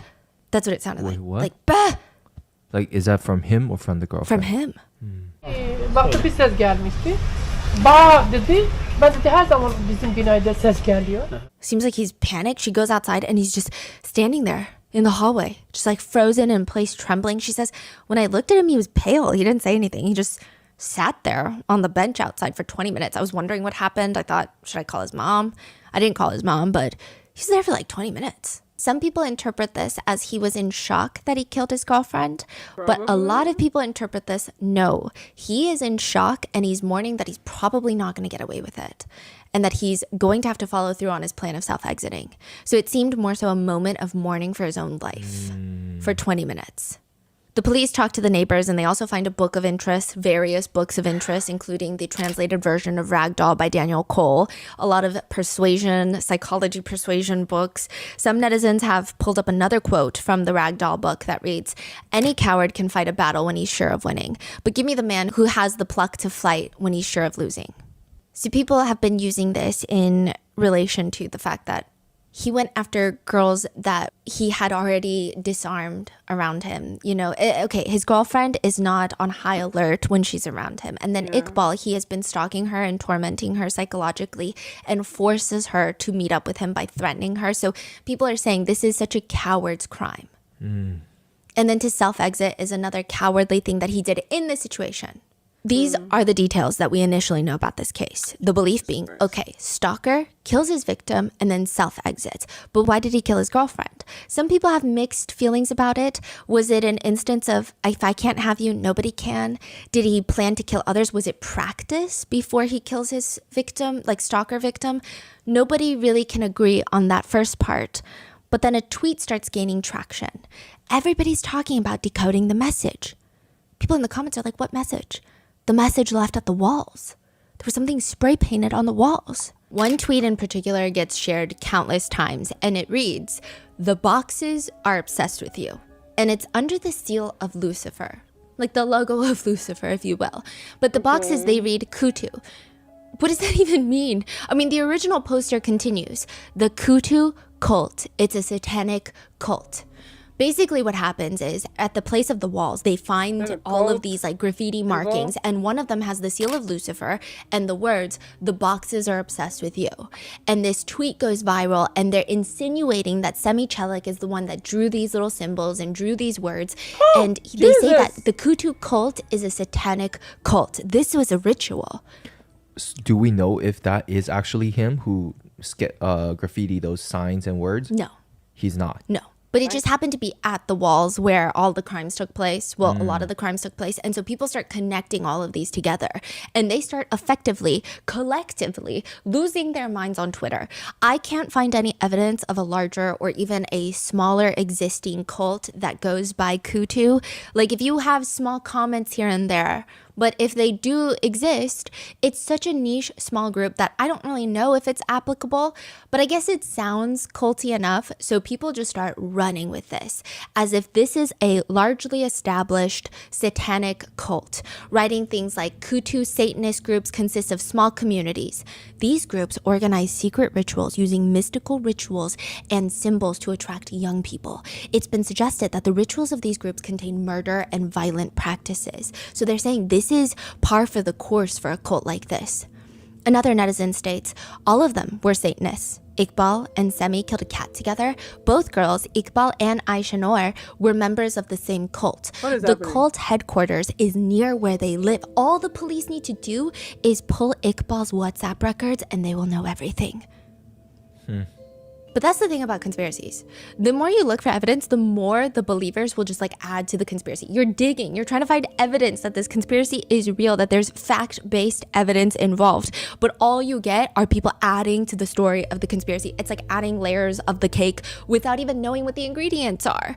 People are saying, well, that doesn't make sense then. Why wouldn't Turkish mainstream media sources start relaying this information that this was a satanic ritual? Literally. Well, law enforcement and media figures are trying to cover up the Satanism aspect because they're afraid of the possibility of inspiring and encouraging more Satanist attacks. The only evidence of the conspiracy is there were allegedly a few Satan-esque images spray painted and drawn near Semi Çelik's house and at the walls. That's about it, which even that's unclear since neighbors don't recall ever seeing such a thing. If anything, it's more likely that this guy and maybe even some other teenagers in the neighborhood are pseudo-Satanists, which are just people who use satanic symbols but don't really consider themselves Satanists. They think it's edgy. They think it's cool. They think it looks dark and moody. They like the inverted pentagram. They think it's scary, spooky. I mean, So it it's a seems cool like symbol, that. The but- seal of Lucifer itself, I mean, I guess objectively it looks cool, but that doesn't stop people from peddling this conspiracy. People start coming out and giving interviews. There was one anonymous person who gives an interview and says, I'm a Satanist, and Semi Çelik was a well-known figure in our community. Again, there's no evidence of that so far. And stating ominously things like, Satanists believe that after death, they will serve as a demon torturer in the depths of hell. Death is an honor in service to Satan. There's also a belief that Semi killed these girls because he believed he could create his own hell and he would need to kill them in order to take them to hell with him. I do get the reasoning behind the conspiracy though. Semi dismembered Iqbal in such a grotesque way that it does make the most sense that it would have been for some sort of sick ritual, but that does not seem to be the case here. So then what is it? One neighbor remembers Semi Çelik and he says, the guy is strange. There's no way to put it, you know? There's no way to make it pretty and flowery. He was just obsessed with Iqbal for 5 years, since he was like 14 years old. In order to try and impress her, he would try to make Iqbal jealous by being with other girls.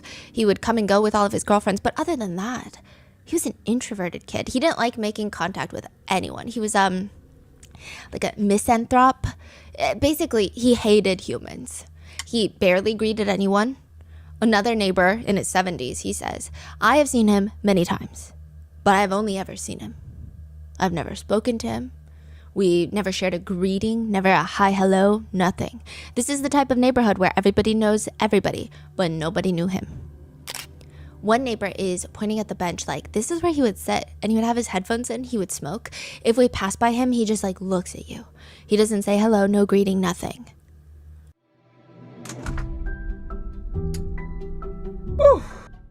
You guys know I love Factor. They got us through the whole Sean Combs trial in New York City when we did not have time to cook. We were staying from all these random places with just a fridge and a microwave. Factor is the best meal prep company, and I've been saying this for years. They have so many options from keto, calorie smart, vegan, and veggie, extra proteins, and my personal favorites, their shakes, smoothies, and desserts. Eating consciously can be difficult during the holidays, but you don't have to miss out on the spooky season flavors. Factor has has keto cheesecake, maple pecan desserts that can last you an entire week, or you can have their pumpkin pancakes to start your day right. Factor helps you eat smarter with tasty, chef-prepped meals that are dietitian approved and delivered right to your door. And now with more than 65 weekly meals made for how you live and what you like to eat, you've got even more ways to fit in a real meal wherever the day takes you. Eat smart at factormeals.com/rotten50off and use code rotten50off to get 50% off your first box plus free breakfast for 1 year. That's code rotten50off at factormeals.com for 50% off your first box plus free breakfast for 1 year. Get delicious, ready-to-eat meals delivered with Factor. Offer only valid for new Factor customers with code and qualifying auto-renewing subscription purchase.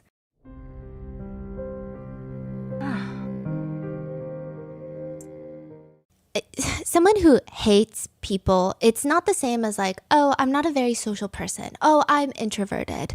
I prefer to spend time alone. It's different from that. These types of people, they think humanity is despicable. And so that was the second thought. After Satanism, people are like, maybe he killed because he just thinks humanity is so vile and corrupt, and he being one of them, and he's just playing into these, I guess, natural ways of humans to find evil and corruption. It's like a complete condemning of the moral character of humankind. They're just not cynical. They genuinely believe that humanity is fundamentally evil, that all humans are scum. I can understand that. So at first there were debates of that. But then when police go through his devices, they realize, no, that's not the case here. He doesn't hate humans. He just hates women. He is an incel. Wow. Turkish police start combing through Semi's laptop and discover that he's part of multiple Discord servers where incels do incel things. They talk in dreadful length about anti-feminism and how modern relationship dynamics will be the end of the nuclear family unit, which will inevitably lead to the demise of Western civilization as we know it, until we can get back to the baseline, fundamental root cause where the bare minimum is chaining women up and using them for the only thing that they're good for, which is populating the planet. Okay. That is the type of incel groups that he was part of on Discord. Side note, incels think that women are too dramatic, but the call is like coming from inside their mom's basement. But like, what do I know? I'm just a female using her mouth for everything but its original intended use. Because these incel groups, after seeing the news about what Semi Chelik did, they start commenting on the murders. These incels are commenting, if anyone feels sorry for these, leave Discord immediately. Another one reads, now I would want to take a drill to the severed head and do... Oh my. Another says, I can't even think about that cold corpse. Just the thought of slowly R-wording a shriveled corpse is exciting. Another comments, the more I argue with women, the more I realize that women have no brains. If he had any common sense, he would have just essayed the girl instead of killing her. Another one reads, if he had any more sense, he would have just effed that dry, cold corpse he killed. Then another person comments to that thread saying, no, if he essayed her, the girl would have fainted from the pleasure of it all. It's better that she was killed. Oh my God. These are crazy. At this point, when these incel groups are exposed on Twitter by the Turkish media, people on Twitter start going crazy. They want to hunt down these incels by themselves. Good. And these incels they see it. They see it on Twitter and they're commenting on Discord. There is a dirty witch hunt on Twitter. They are exposing the incels and those who made fun of the incident. Should I give our Discord server away via DM? Will the traffic increase? One person responds, don't do it, king. So Wait, are they English speaking? No, these are all translated. Like Turkish, what is it? Incels are everywhere. Turkish right. Discord, yeah. Oh, And Twitter. right. Yes. But Twitter is also okay, got it. Yeah. Now, October 5th, 2024, so the next day, Turkey publicly announces a nationwide online surveillance. They're like, hey, we're going to be freaking watching you guys on within Discord. 24 hours? Yes. This is happening? Yes. All over the... Wow. Because incels on Discord, they're like, we're going to do the same thing. We should all take after Semi Chelik and do it. I think a good chunk of them are not serious. They're in their mom's basement doing nothing with their lives. But obviously, law enforcement, government entities, they're concerned. Okay. Netizens in Turkey decide, okay, well, we might as well hunt down these incels that are agreeing with and basically praising Semi. I think everyone was expecting to find a bunch of unfortunate, non-contributing members of society who want to appear edgy with hot takes. Like, they're probably smelly and their keyboards are sticky. Like, that's about it. That's what Turkish netizens think they're going to end up finding. Because even on Twitter, they're like, yeah, nationwide surveillance online, great, but most of these incels are just keyboard stompers. They're like writing things about women. They don't even have the balls to talk to like a female barista. They're not going to go replicate Semi's crimes. Not that incels are okay, but they just don't know if it's that serious at first. They're just reading some of the most brain-dead think pieces. People are like, I mean, are you sure that they're going to do something? So one reads, to humanity, women should not have the right to choose who they mate with and reproduce with. This choice should be made by rational men with common sense. If women continue to have this right, they will hinder the progress of the human race by mating with corrupt men and producing stupid, corrupt offspring. This will cause humanity to become more corrupt with each generation just because of women have more power over society than they deserve. There is no creature more evil and corrupt than the human female. Women are like the plague. They do not deserve to have any rights. Women are bastards. I will spend my life defending this sentence. I don't believe that a woman has a right to live. I wouldn't slap a woman because I don't want my hand to touch the skin of that foolish gender's skin. But if someone else is inflicting violence on women, I would support it. Haha, by the way, I'm not gay. Love that. Okay. Wow. But if I had to choose between the two, I would choose man because women are worthless. No matter what you say, this new generation of women are nothing but they get effed in the ass every day and smell of farts. A 19-year-old wife bastard is always less valuable than a 19-year-old man. Men always have value. These think pieces start complaining that girls like Aisha Noor and Iqbal were probably nothing but who slept with at least 3 men a day. Now, mind you, and I'm not someone that graduated from college, but these 2 girls, they were in college. Semi had recently left his butchering job. So he was unemployed. He was living, mooching off of his parents. He had no direction in life, which is fine to be lost, but like, it's weird that these people are using that against them. Like, oh, they're in college sleeping with college boys. It's so strange. There is no proof of that, by the way. They deserved what they got. Meanwhile, Semi died, even though he's just a hardworking butcher trying to earn a living. I can't even take this guy seriously, especially because he's making tweets from his own personal account and not even a throwaway. So he promptly does get arrested for inciting violence against women, and he's kicked out of his university. Wait. Yeah. They found this person because of this case? Yes. What? Yeah, but I mean, women are brainless, right? That is interesting. Yeah. Wow. They should do more of this. They really I didn't know they could just like, boom, find you. In Discord too? I thought they are really hard to track down. He was like tweeting, Discording, all with his like full government name. Oh, so he did not care. And he thinks— Now wait a goddamn minute.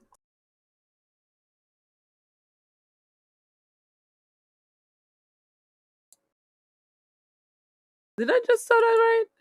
Yes, they really I didn't know they could just like, boom, find you.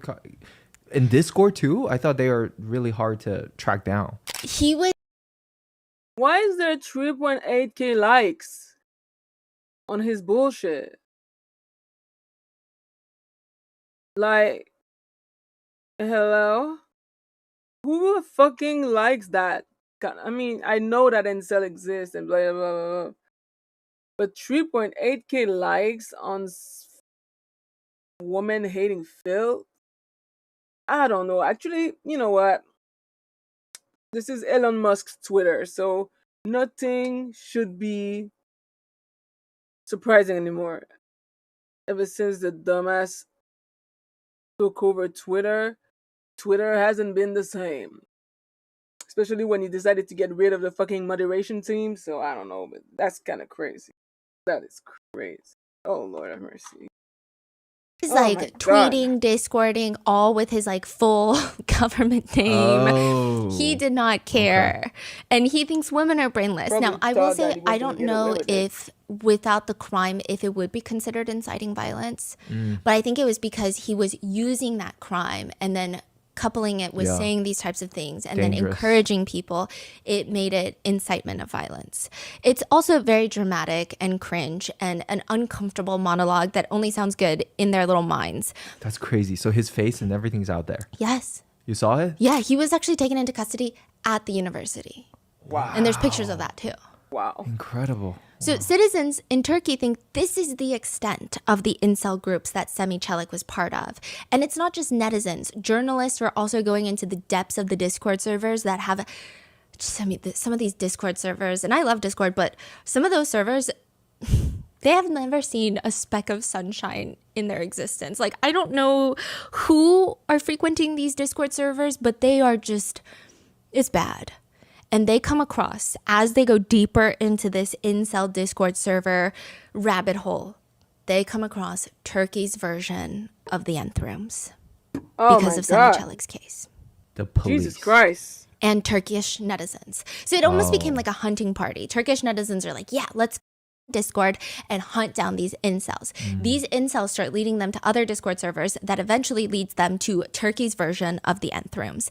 An entire syndicate of Discord servers, some connected by some of the same users, others are connected by the same revolting taste for torture. A lot of these groups would start on Discord, bridge over to Telegram, and it's a CSAM child abuse ring. It genuinely is the Turkish nth rooms. There's also an American version that we are working on a case for, but there's also a German version, an Italian version, a Brazilian version. It's Chinese never version. ending. Yeah, Yeah, Chinese that just version. happened. I mean, people in Turkey find out a lot of the same people that Semi is on Discord servers with are also parts of groups referred to as 901. The American version is called 764, and I'm going to cover it probably in like a week, but they have branches and people have spun off creating their own servers. And a lot of it is like international because I guess evil knows no boundaries. The premise is you blackmail young Turkish girls into self-injuring on camera and making CSAM. One journalist uncovers a Discord video from one of those groups, and they write, they made a 12-year-old girl pour perfume on her private parts and then light it on fire. This is another level of perversion. They are threatening and harming children. Authorities have launched an investigation into these individuals. Anyone who has experienced this type of abuse can contact me. This is what the journalist No, is but like, tweeting. what the Not who? a Mankind was a mistake.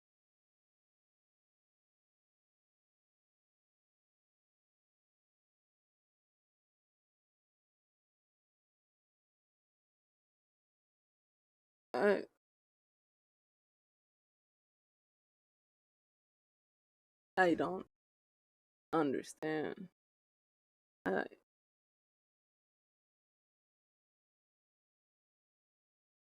don't understand.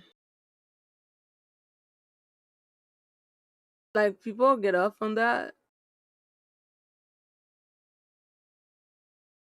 I don't.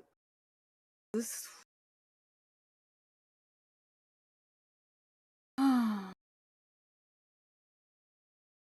We were really. I feel like I was really spoiled with the DD case and the Boston corruption case with the fucking idiot police.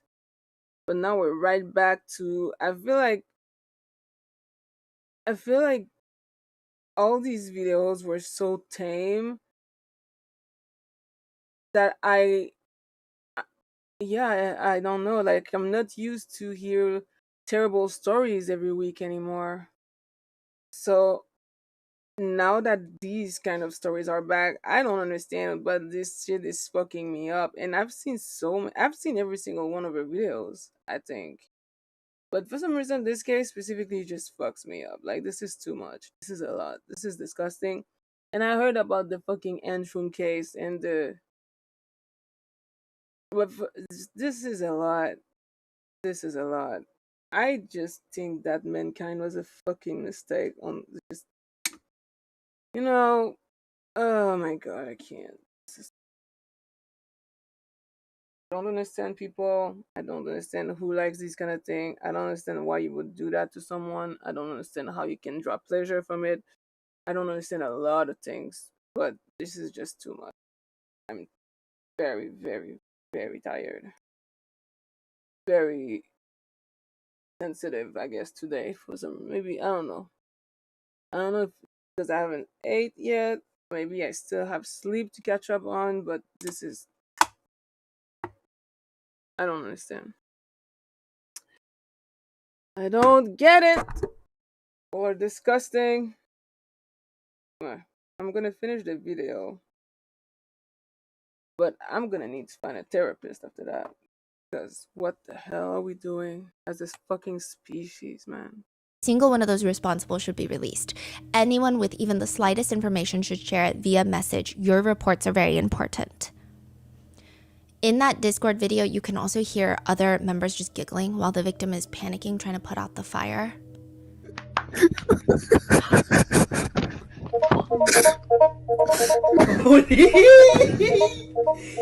And soon after Semi's murders, another video starts circulating of a girl sitting in a purple LED lit room. She's clearly using her laptop camera to film a video, and she's crying on her bed. She states that she has been blackmailed, forced into doing some of the most depraved things by a group of online bullies, the 901. There's a brief cut in the video where it's just a screenshot of her with blood near the edge of her mouth smeared on her face. That video is later confirmed to be fake. But the reason it's fake is crazy, because you would think, okay, maybe someone made it to troll. Maybe someone made it to highlight the severity of these groups, and they needed a victim's face and voice to go along with it so people take it seriously and realize that there are people that are being harmed. I don't know. Like, you would think of 20 other ones. The members? Fake meaning it's the AI. Oh, it was complete AI, yeah. But it looked real. It looked pretty real. That video was created by 901 members, which you're thinking, why would they make a video like this, right? Because it would be a way to bring more traffic to their servers and Telegram groups. Like other evil people see that and they want to see the full video, for example. Because that type of video is easy to circulate on mainstream media. Because mainstream media is like, look, there are victims. This is a very real thing. This is a very scary thing. Meanwhile, the sick, twisted people out there watch the video through mainstream media and they're like, oh, perfect. I can go join this group to partake in my evil activities that I have always wanted an outlet for. But it also just ends up attracting a lot of angry netizens in general, which results in the Discord mods just losing their absolute marbles. Another video starts making the rounds of a guy filming his laptop. So his computer screen is open to the Discord server and he's talking. We provide a good service. That's it. You know, recently we've been the subject of like 80 million people on Twitter talking about us. The video of the oath blows up on Twitter. Like, there were all these videos blowing up. The news is so full of it. The important thing for us is not to make a name for ourselves. Because he's like critiquing the other 901 members that are just trying to... Doing too much. Yeah. You guys are attracting too much attention. He's like, the goal for us is to make money. That's how we win. We are making our money by blackmailing. But apparently, a few sons of are upset about that they even want to burn us down on Twitter. As I've said before, no one can discourage us or stop us. I always stand behind what I do. This is how I make money. This is how I look after my bread. It doesn't matter anyway. We will continue to do our job and we're having a good time too. It's like the entire internet is just combusting at this point. And then another video starts making its rounds. It includes someone cutting unknown pieces of flesh. It's unclear where the flesh comes from, and it includes a picture of two guys FaceTiming with masks on, and the journalist tweets out, the person who killed two young girls by cutting them into pieces did not commit this massacre on a spur-of-the-moment decision. He's basically insinuating that these Discord groups are getting into the minds of evil people to push them over to the edge to act on those evil thoughts and desires. So once all the Turkish netizens go through the incel discords, they find Turkey's nth rooms, they start looking at the government like, okay, well, are you going to do something about it? And there are a lot of unanswered questions from this case, aside from the obvious. Questions are, you would think a police press conference or mainstream media would be able to answer these questions, but like, where are Iqbal's clothes? We have to assume that the authorities took them. Maybe they gave them back to her parents. More pressing questions such as, why was there no blood on Semi's clothes? Did he take off his shirt? Is that why he was wearing a tank top? Or timeline questions, because some reports state that Semi spent a total of 4 hours with Iqbal, killing and dismembering her. We don't know the exact times. Some Turkish media reports states that he killed his girlfriend in his house at around 3:30 p.m. and that Iqbal was killed around 4 p.m., but that would be impossible because he was walking towards the walls at 2 p.m. It's just a lot of weird, confusing ththings. We don't know who found Ayşenur in Semi's room. Was it his parents? Was it the police? Furthermore, where the hell is Semi Celik's phone? It's been revealed that it's missing, that's all we know. The last signal from his phone was traced to the walls. Police were seen going through the gaps like the small holes in the stone to see if he wedged it in there somehow, but we don't know if it's been found. Again, for criminal cases like this, those types of questions get answered and clarified. All it takes is a press conference, but that's never going to happen because Turkey declares a total media blackout with anything to do with this case, effectively censoring the press from publishing more about this incident. Why and when did they do that? A few days after. That's crazy. Turkey. What's their reason? Turkey has been accused of media censorship for years. In 2016, there was a failed coup attempt where media outlets were shut down, journalists were thrown in jail, subsequently put on trial. And I do want to preface this whole part by saying every country in the world has censorship, even America, just in varying degrees, obviously. So this is not to say that Turkey is the worst or the only one doing this. Clearly, that's not the case. But I think it... No, I mean, America, right? I mean, Trump's America is censoring a whole lot of shit and rewriting a whole lot of history. So it's not necessarily about the country, but I am still like, because it's not. I feel like the only reason why the government would shut down something, because you're not supposed to be, as a member of the government, as a member of parliament, whatever the fuck it's called over there, you're not supposed to be linked to an end room. But just like what happened in Korea, I think it was Korea, with their end room case, the list of people was never published because some of these people were very, very, very, very, very powerful, very rich, and very much so bought. Like, I don't know how much bribe they had to give, but they gave all the bribe they could so that this list never saw the light of day. I'm pretty sure to this day, there's still no like official list. And so if like the Turkey government put a fucking media blackout, is this because some of their fucking government body member were found in one of these fucking chat room? Because that's not something that would surprise me. That's not something that would surprise me.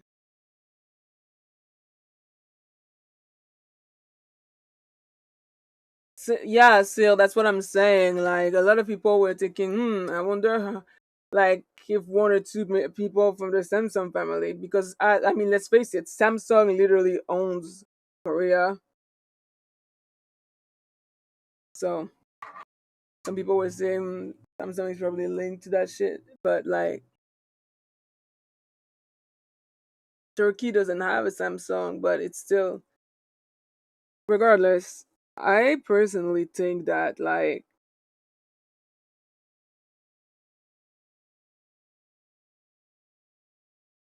what?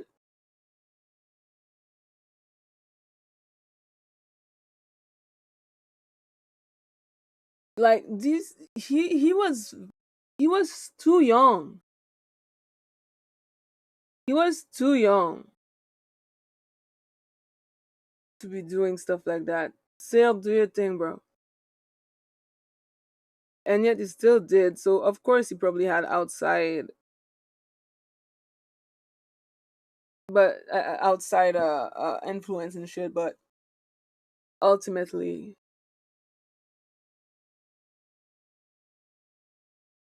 this whole case is. I can't really. I mean, I just heard a fucking group chat of people laughing because a 12 years old put her private part on fire. So I think I'm fucking done trying to excuse pretty much anything human do. I have used my full amount of fucks that I could give to humanity by this point. I am very much so fucking done. Because it's one thing to hear about it, it's another to fucking hear it. And then, of course, my imagination goes to the fact that these people are actually laughing at a video of that, and it's just too much. I I don't understand. I don't understand people. I don't understand these people. I just believe that every single one of them needs to be put to death in a very public and humiliating manner. I think that they should go through what they put their victim through. I mean, hey, that would be funny. That would be funny if one of these dudes had to pour perfume on his dick and lit it on fire while people laugh. I think that would be entertainment. Like, I mean, shit, if you think that was funny, I would very much like to see it done on you so that I can see whether or not it's funny, you know? Like, let us be the judge of what is and isn't funny because obviously humor is subjective. Humor is, yeah, very much subjective and not universal, obviously, but still, I mean, shit. Like, I can laugh at dark humor or whatever sometime, but laughing at human torture and suffering that is happening because of you is just something else. I really believe that mankind was a mistake.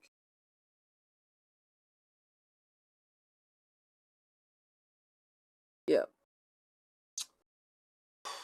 Helps provide context to why Turkish citizens were so enraged by this.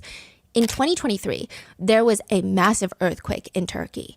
People were criticizing the government and primarily the president because it's like, there were so many things that could have been done correctly. And Twitter was being used for people to connect with missing people. So if you were tweeting on Twitter, like, hey, I'm stuck under this rubble and I'm with my family and we don't know how to get out, like the doors won't open, people would send rescue forces to that area using Twitter. Landlines were down. People couldn't call anyone. It was really bad. The government shut Twitter down temporarily. Why? They didn't like the discourse of critiquing the government. Oh, I see. Even though people are using this to find family members, to find people in the disaster. So it just, I mean, so Turkey decides they're going to have a blackout media ban on this entire case. Because people are mad that these type of crimes are happening and the government's not doing enough, right? Yes, and not only that, but there's this whole discourse around this case. There's a pact called the Istanbul Convention, basically the Convention of Preventing and Combating Violence Against Women and Domestic Violence. It's a human rights treaty that outlines legal standards for participating nations to work on eradicating gender-based violence. So a lot of nations come together and they're like, okay, we're going to follow the rules of this treaty in all of our countries. Once a country agrees to the Istanbul Convention, they're supposed to agree on the very basic beliefs that are not even in the slightest controversial or even progressive. That violence against women is considered a violation of human rights. That nations must criminalize psychological violence, stalking, DV, SA, and explicitly criminalize any engagement of non-consensual acts. So they're saying it's not just our word when you're fully R-wording someone. It's still, you're still essaying someone. Even if you're groping them, even if you're like doing other things or forcing them to do other things. Forced marriage will be criminalized. Female mutilation of the private parts will be criminalized. Forced termination of pregnancies will be criminalized. And forced sterilization will all be considered crimes for these nations. It's far from like the hottest take one could have. In fact, it borders on being dry ice because it's just not a hot take. The convention was formed in 2011, where Turkey was ironically the very first country to sign the treaty. So that's why it's called the Istanbul Convention. Istanbul is not Turkey's capital, but it's probably the most internationally well-known city in Turkey. Yeah. And they signed the convention. It's open for signing, and it was actually the only year where femicides, crimes against women, have decreased in Turkey. 2021, Turkey officially withdraws from the convention. Why would that? It is crazy because the only objective of this convention is to protect women from violence. And Turkey is like, we're not going to do that anymore. The president of Turkey states, though, it's not that I want women to die, basically, but I hate gay people. That's what the president says. What? He attempts to say it with some eloquence, but it's just homophobia. He states the convention was sneakily trying to get countries to brainwash and normalize homosexuality to their citizens. The official statement reads along the lines of, the Istanbul Convention, originally intended to promote women's rights, has been hijacked by a group of people attempting to normalize homosexuality, which is incompatible with Turkey's social and family values, hence the decision to withdraw. AKA, he's very upset because the convention keeps using terminology like partner instead of wife and husband. Bro.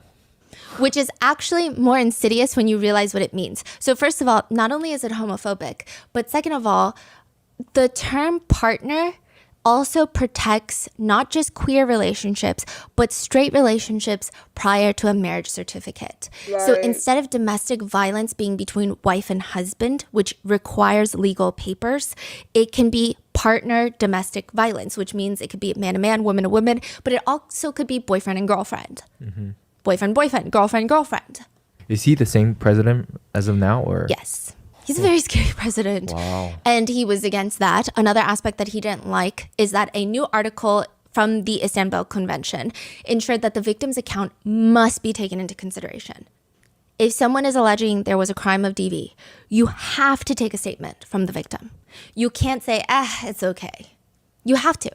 The Turkish president argued that women's accounts cannot be trusted in domestic violence cases, and it could wrongfully accuse men. Wow, that is so sad. Wow. Turkey is the first and only country to withdraw from the Istanbul Convention. It caused quite an international stir that even our then president Biden had made a formal statement of like, we are very disappointed. What the f***ing? I mean, not that it's like great being a woman in America, but like you get it. It was just bad all around. They actually make history as the first council of a European member to withdraw from an international human rights convention in general. Like, this is unheard of. Like, you don't withdraw from a human rights convention. If Turkey had still been enforcing the laws given by the Istanbul Convention, Iqbal, in theory, could have gone to the police with that video she was sent where he was like, I wanted to kill you. And that could have done something to prevent Semi from getting anywhere near Iqbal. It could have put him under watch. It could have incarcerated him. It could have done something. Right. The best option being throwing him in prison, right? He just confessed to wanting to gouge out someone's eyes. But nobody does anything for Iqbal. And so this discourse becomes so big, I think Turkey just did not like it. And to add more tragic irony to all of this, Istanbul is also the same city where Semi murders Ayşenur and Iqbal. So a few days later, they banned the media. Nobody's allowed to talk about this. Now, does that become a bigger problem then? Yeah, Obviously, but then it gets worse.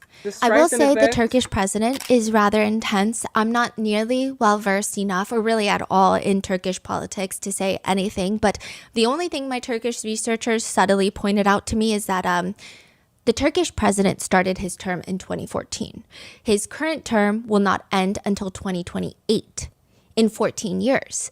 Which feels awfully long, especially when you consider that the Turkish constitution states that you can only serve 2 5-year terms, so 10 years. But he's going to serve 14.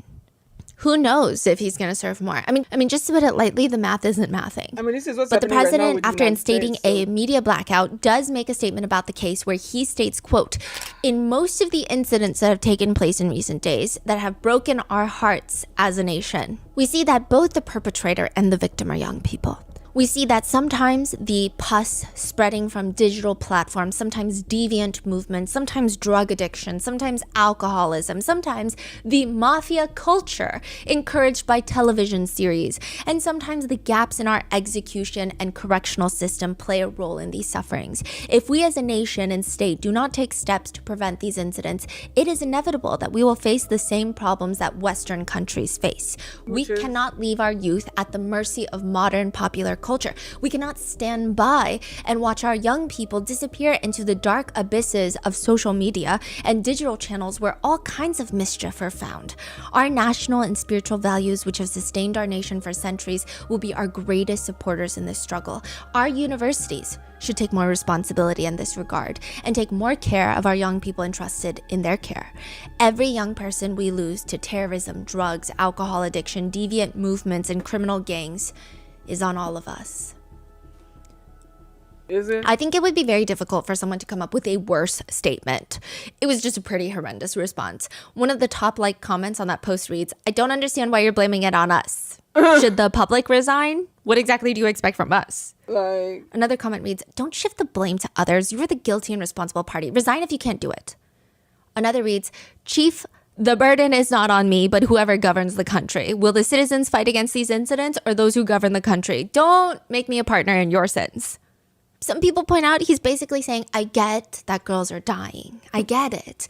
But we have to save our boys from mafia culture.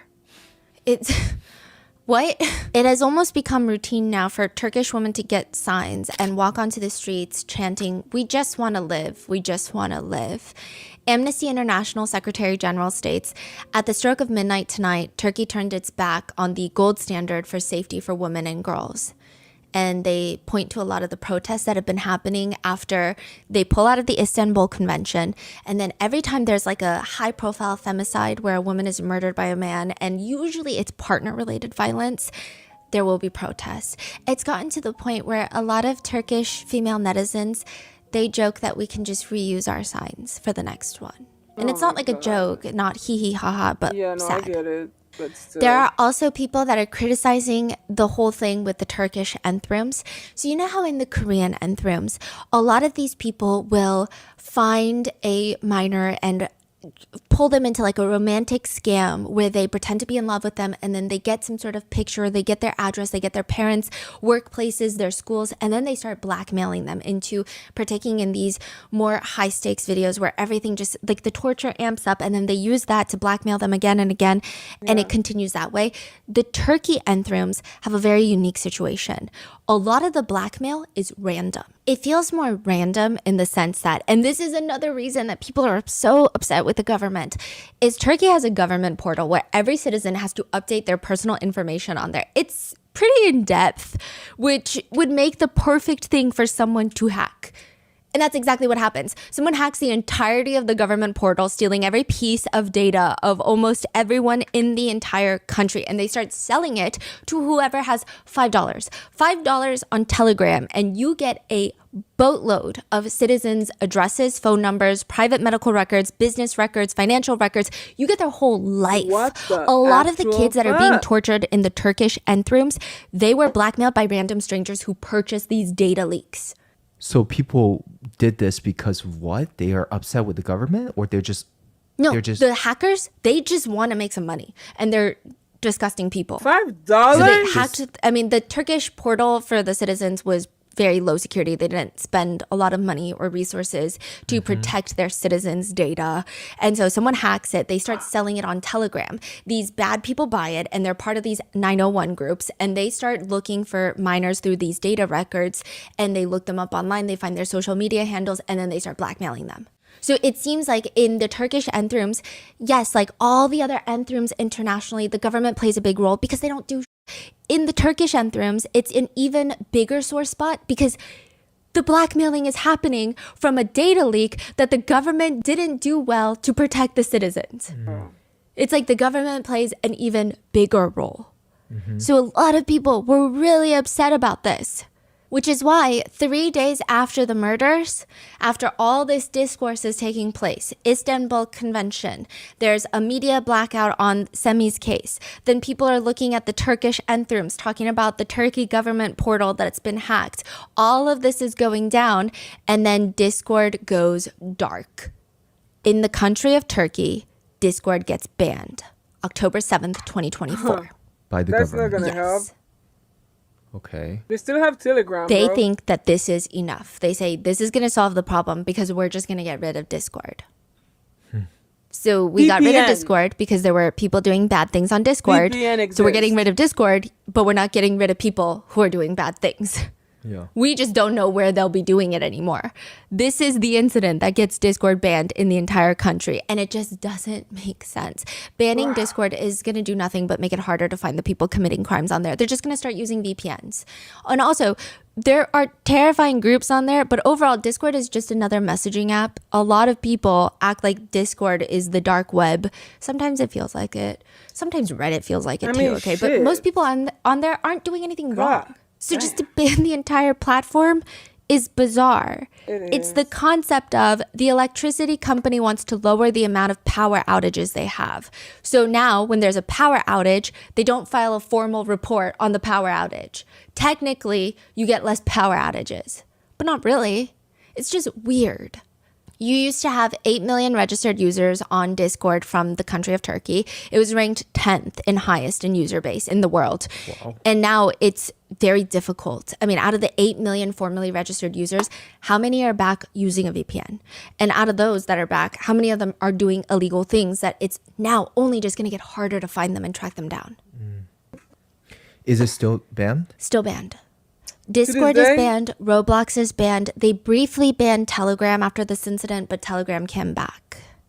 I mean, Turkey does ban a lot of platforms, but usually it's temporary. Like they've banned Twitter, Facebook, Meta, YouTube. I think was banned at one point, but it's typically temporary. Telegram. But there have been slow little information that some of the Discord mods for these torture groups have been arrested, but because they are minors, their information is not public.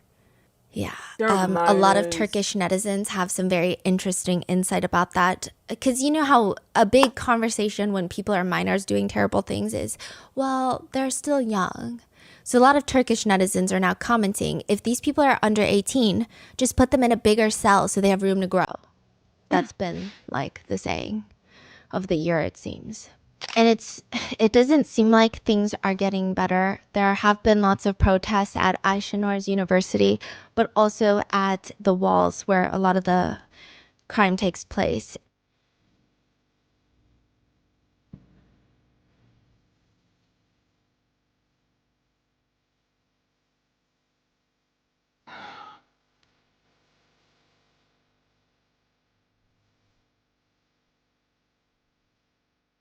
While locals are gathering and protesting the government, just demanding basic human rights for women, during the 2 days of protests, 6 more women are murdered by men. Some men in Turkey were initially upset, like everywhere they always get upset about how, well, it's not all men. Just because there's one sick-minded butcher out there doesn't mean that there's a nationwide problem. And then 6 more women are murdered by men during the protests, which, I mean, did kind of shut these men up. During the protests? Not at the protest, but during the 2 days, 6 more women are murdered. And I believe like 50% of the femicides that happen in Turkey, it's from their romantic partners. And a lot of the signs read, protect your daughters, and it's scratched out, and it just reads, educate your sons underneath. Meanwhile, Semi's parents are just pissing everyone off even more. They do an interview after this case, and this is before like the major media ban, but they do an interview where Semi's dad and Semi's mom basically blame Iqbal's parents. And they say, hey, you know how messed up our son was mentally, but you still like didn't move out of the city, like you didn't do anything, like you know that our son was not well up here. That's what I was thinking the whole time is, there's no way if he started stalking at 14 years old, what are the parents doing? Like if it was a known thing for that many years by that many people, what are the parents doing? Okay, a lot of neighbors were talking about it. They say that they hear the dad screaming at Semi and Semi screaming back at the dad. So it seems like that was the thing. They also say the dad is like not involved in the neighborhood. You think just Semi is not social with the neighbors? His dad is not social either. Then the mom, at one point, Semi had thrown something onto the balcony of one of the neighbors, like trash. And she thought it was rude, and he's a kid. So she calls Semi's mom and is like, hey, your son is kind of crazy. Let me tell you what happened. And the mom just has this very blunt, like, okay, well, then you should probably just report it. It's like, okay, if you got a problem with it, call the cops. And she's like, no, I'm calling you because I'm not trying to call the cops on your son. It's just like, she's like, okay, well, then go file a complaint, and just hangs up. Yeah, that makes sense. Crazy how they proudly state everything wrong with their son. Like in the interviews, they're stating how, yeah, he was drawing alarming things. He was obsessed with his butchering knives. He was obsessed with his computer. We could never see what was on his computer. He just had lots of issues. He was hospitalized 5 times in the last year. Oh, the school would call and say that Semi should not be hanging out with their kids because the kids' parents are noticing shifts in their attitude. Like he's just a really bad influence. But it's Iqbal's parents that are the problem, because if they knew she was being stalked by someone as crazy as our son, they should have taken better precautions for their own daughter. Did they have any signs of like remorse, guilt, sadness? In fact, a neighbor was interviewed and said that Semi's parents were very angry after this incident. So whether they were because angry, they're the victims now. Yeah, people are blaming them. Whether it's that or whether it's the fact that they're angry at their son, but they can't take it out on him because he's gone, or they're angry at the world who took away their son. It's just a weird emotion regardless. I mean, there's no way to spin it where it's a rightful emotion. Also, they use Iqbal's own mental health against her because at one point, Iqbal was contemplating self-exiting, and so now Semi's parents are almost trying to hint to citizens that perhaps she begged him to murder her because she didn't want to self-exit. Ain't no way. They say that on TV? Like, it's an article, but it's the insinuation. No, I just think that at this point, like, if this is... bitch, commit seppuku. You feel me? Like, just don't... Again, what happened to shame? I could never be the fucking parents of someone like Semi. Because I don't even think I'd be able to show my face to the world knowing that this is the monster that I fucking raised. There's something somewhere that I did wrong. Because I know that sometimes kids, like, they can get heavily influenced outside of the house. But there's still something, most likely, like, I would blame myself until the end of time. I don't think I'd be able to survive this. I don't think I would want to survive this. I don't think I'd be able to survive this because it's like, yo, your son committed one of the most heinous shit that I've ever seen, and you're gonna go on TV and blame the victim's parent? Like, just fucking get the firing squad at this point. Like, too many people just shouldn't be breathing right now. I don't even... This is fucking stupid. It's not like straight up, we think, but it's more like, well, they were planning on self-exiting together at one point very early on in their friendship because they were friends at the same school before, hey, you're crazy, we got to stop this friendship. And then her parents moved schools for her. He keeps stalking her. And October 2024, so this happens on the 4th, like the beginning of October. That month, the rest of October, is actually the highest number of record-breaking femicides in a single month in Turkey. 48 recorded femicides in 1 month. And those are just the recorded ones. There are a lot of suspicious deaths. This is actually very fascinating, and I really want to dive deep into this. But there are lots of suspicious deaths all around the world where they are not considered femicides, but they are women falling from tall buildings, usually their residences, and they're reported as self-exits. But there is this like phenomenon and belief that they are not self-exits, whether it's physical pushing or whether it be psychologically to the point where they are pushed. But there lots of scholars and people who are experts in this, they say we actually don't know how many of those could be femicides. Wow. That makes sense. Adding another layer of complexity to things, a lot of politicians were in attendance to both Ayşenur and Iqbal's funerals, and it's just a very odd juxtaposition. Ayşenur's mother could barely stand. She's holding on to her daughter's coffin, refusing to let go. And you just... There's a video of the funeral and you barely see her being able to hold herself up anymore, and she just looks exhausted. She's sitting while the men are standing in tight formation, just almost acting like a wall for Ayşenur's mother, and they're saying their prayers in unison. Meanwhile, politicians are showing up and they're telling Ayşenur's mother that they're taking it very seriously. The sentiment amongst locals being, okay, well, you should have taken it seriously before. Like, we don't need your thoughts and prayers now. Iqbal's funeral took place on the same day, and Iqbal's father was on his knees or in a folded chair most of the time. He could only stand for the prayers. He would alternate between staring, like he's zoning out, to screaming and crying for his daughter. And at the very end, Iqbal's little brother, who kept his composure for a majority of the funeral, throws himself onto the coffin. And he's just crying, like, give my sister back. And all the men in the crowd get up to carry her casket above their heads, singing a prayer in unison.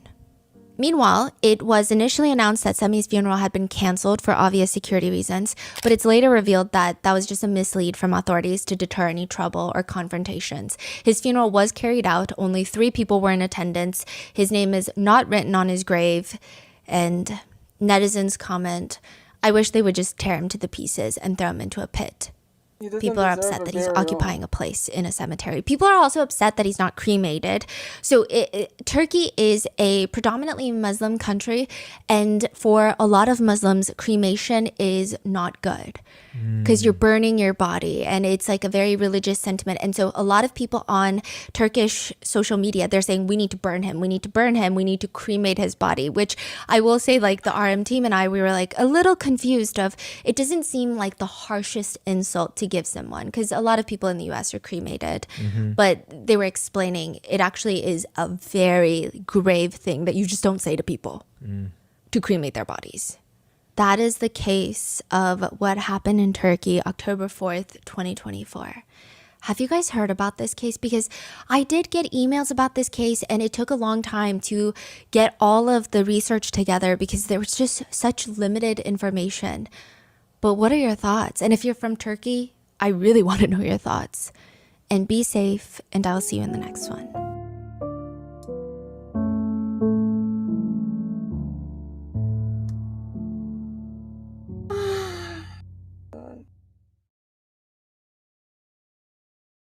Well, I'm exhausted, fucking emotionally, mentally, psychologically.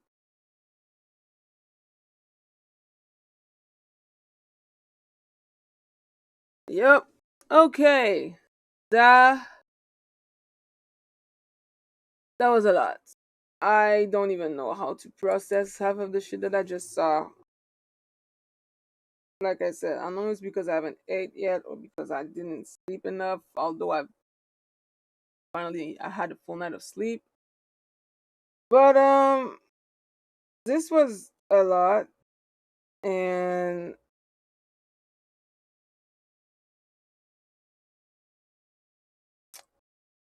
if it was up to me, I think that we should hang these motherfuckers by the balls and be allowed to throw rocks at them. If violence is so funny, well, I'm sure it would be funny if it's done as a retaliation to whatever these sick fuck did to other people. Anyway, anywho, I will end this stream. I'm gonna go eat, take a nap, gather myself, cleanse my fucking soul, and most likely come back later for some video game stream. But for now, I am taking a very much needed break. So that's that. Oh my god.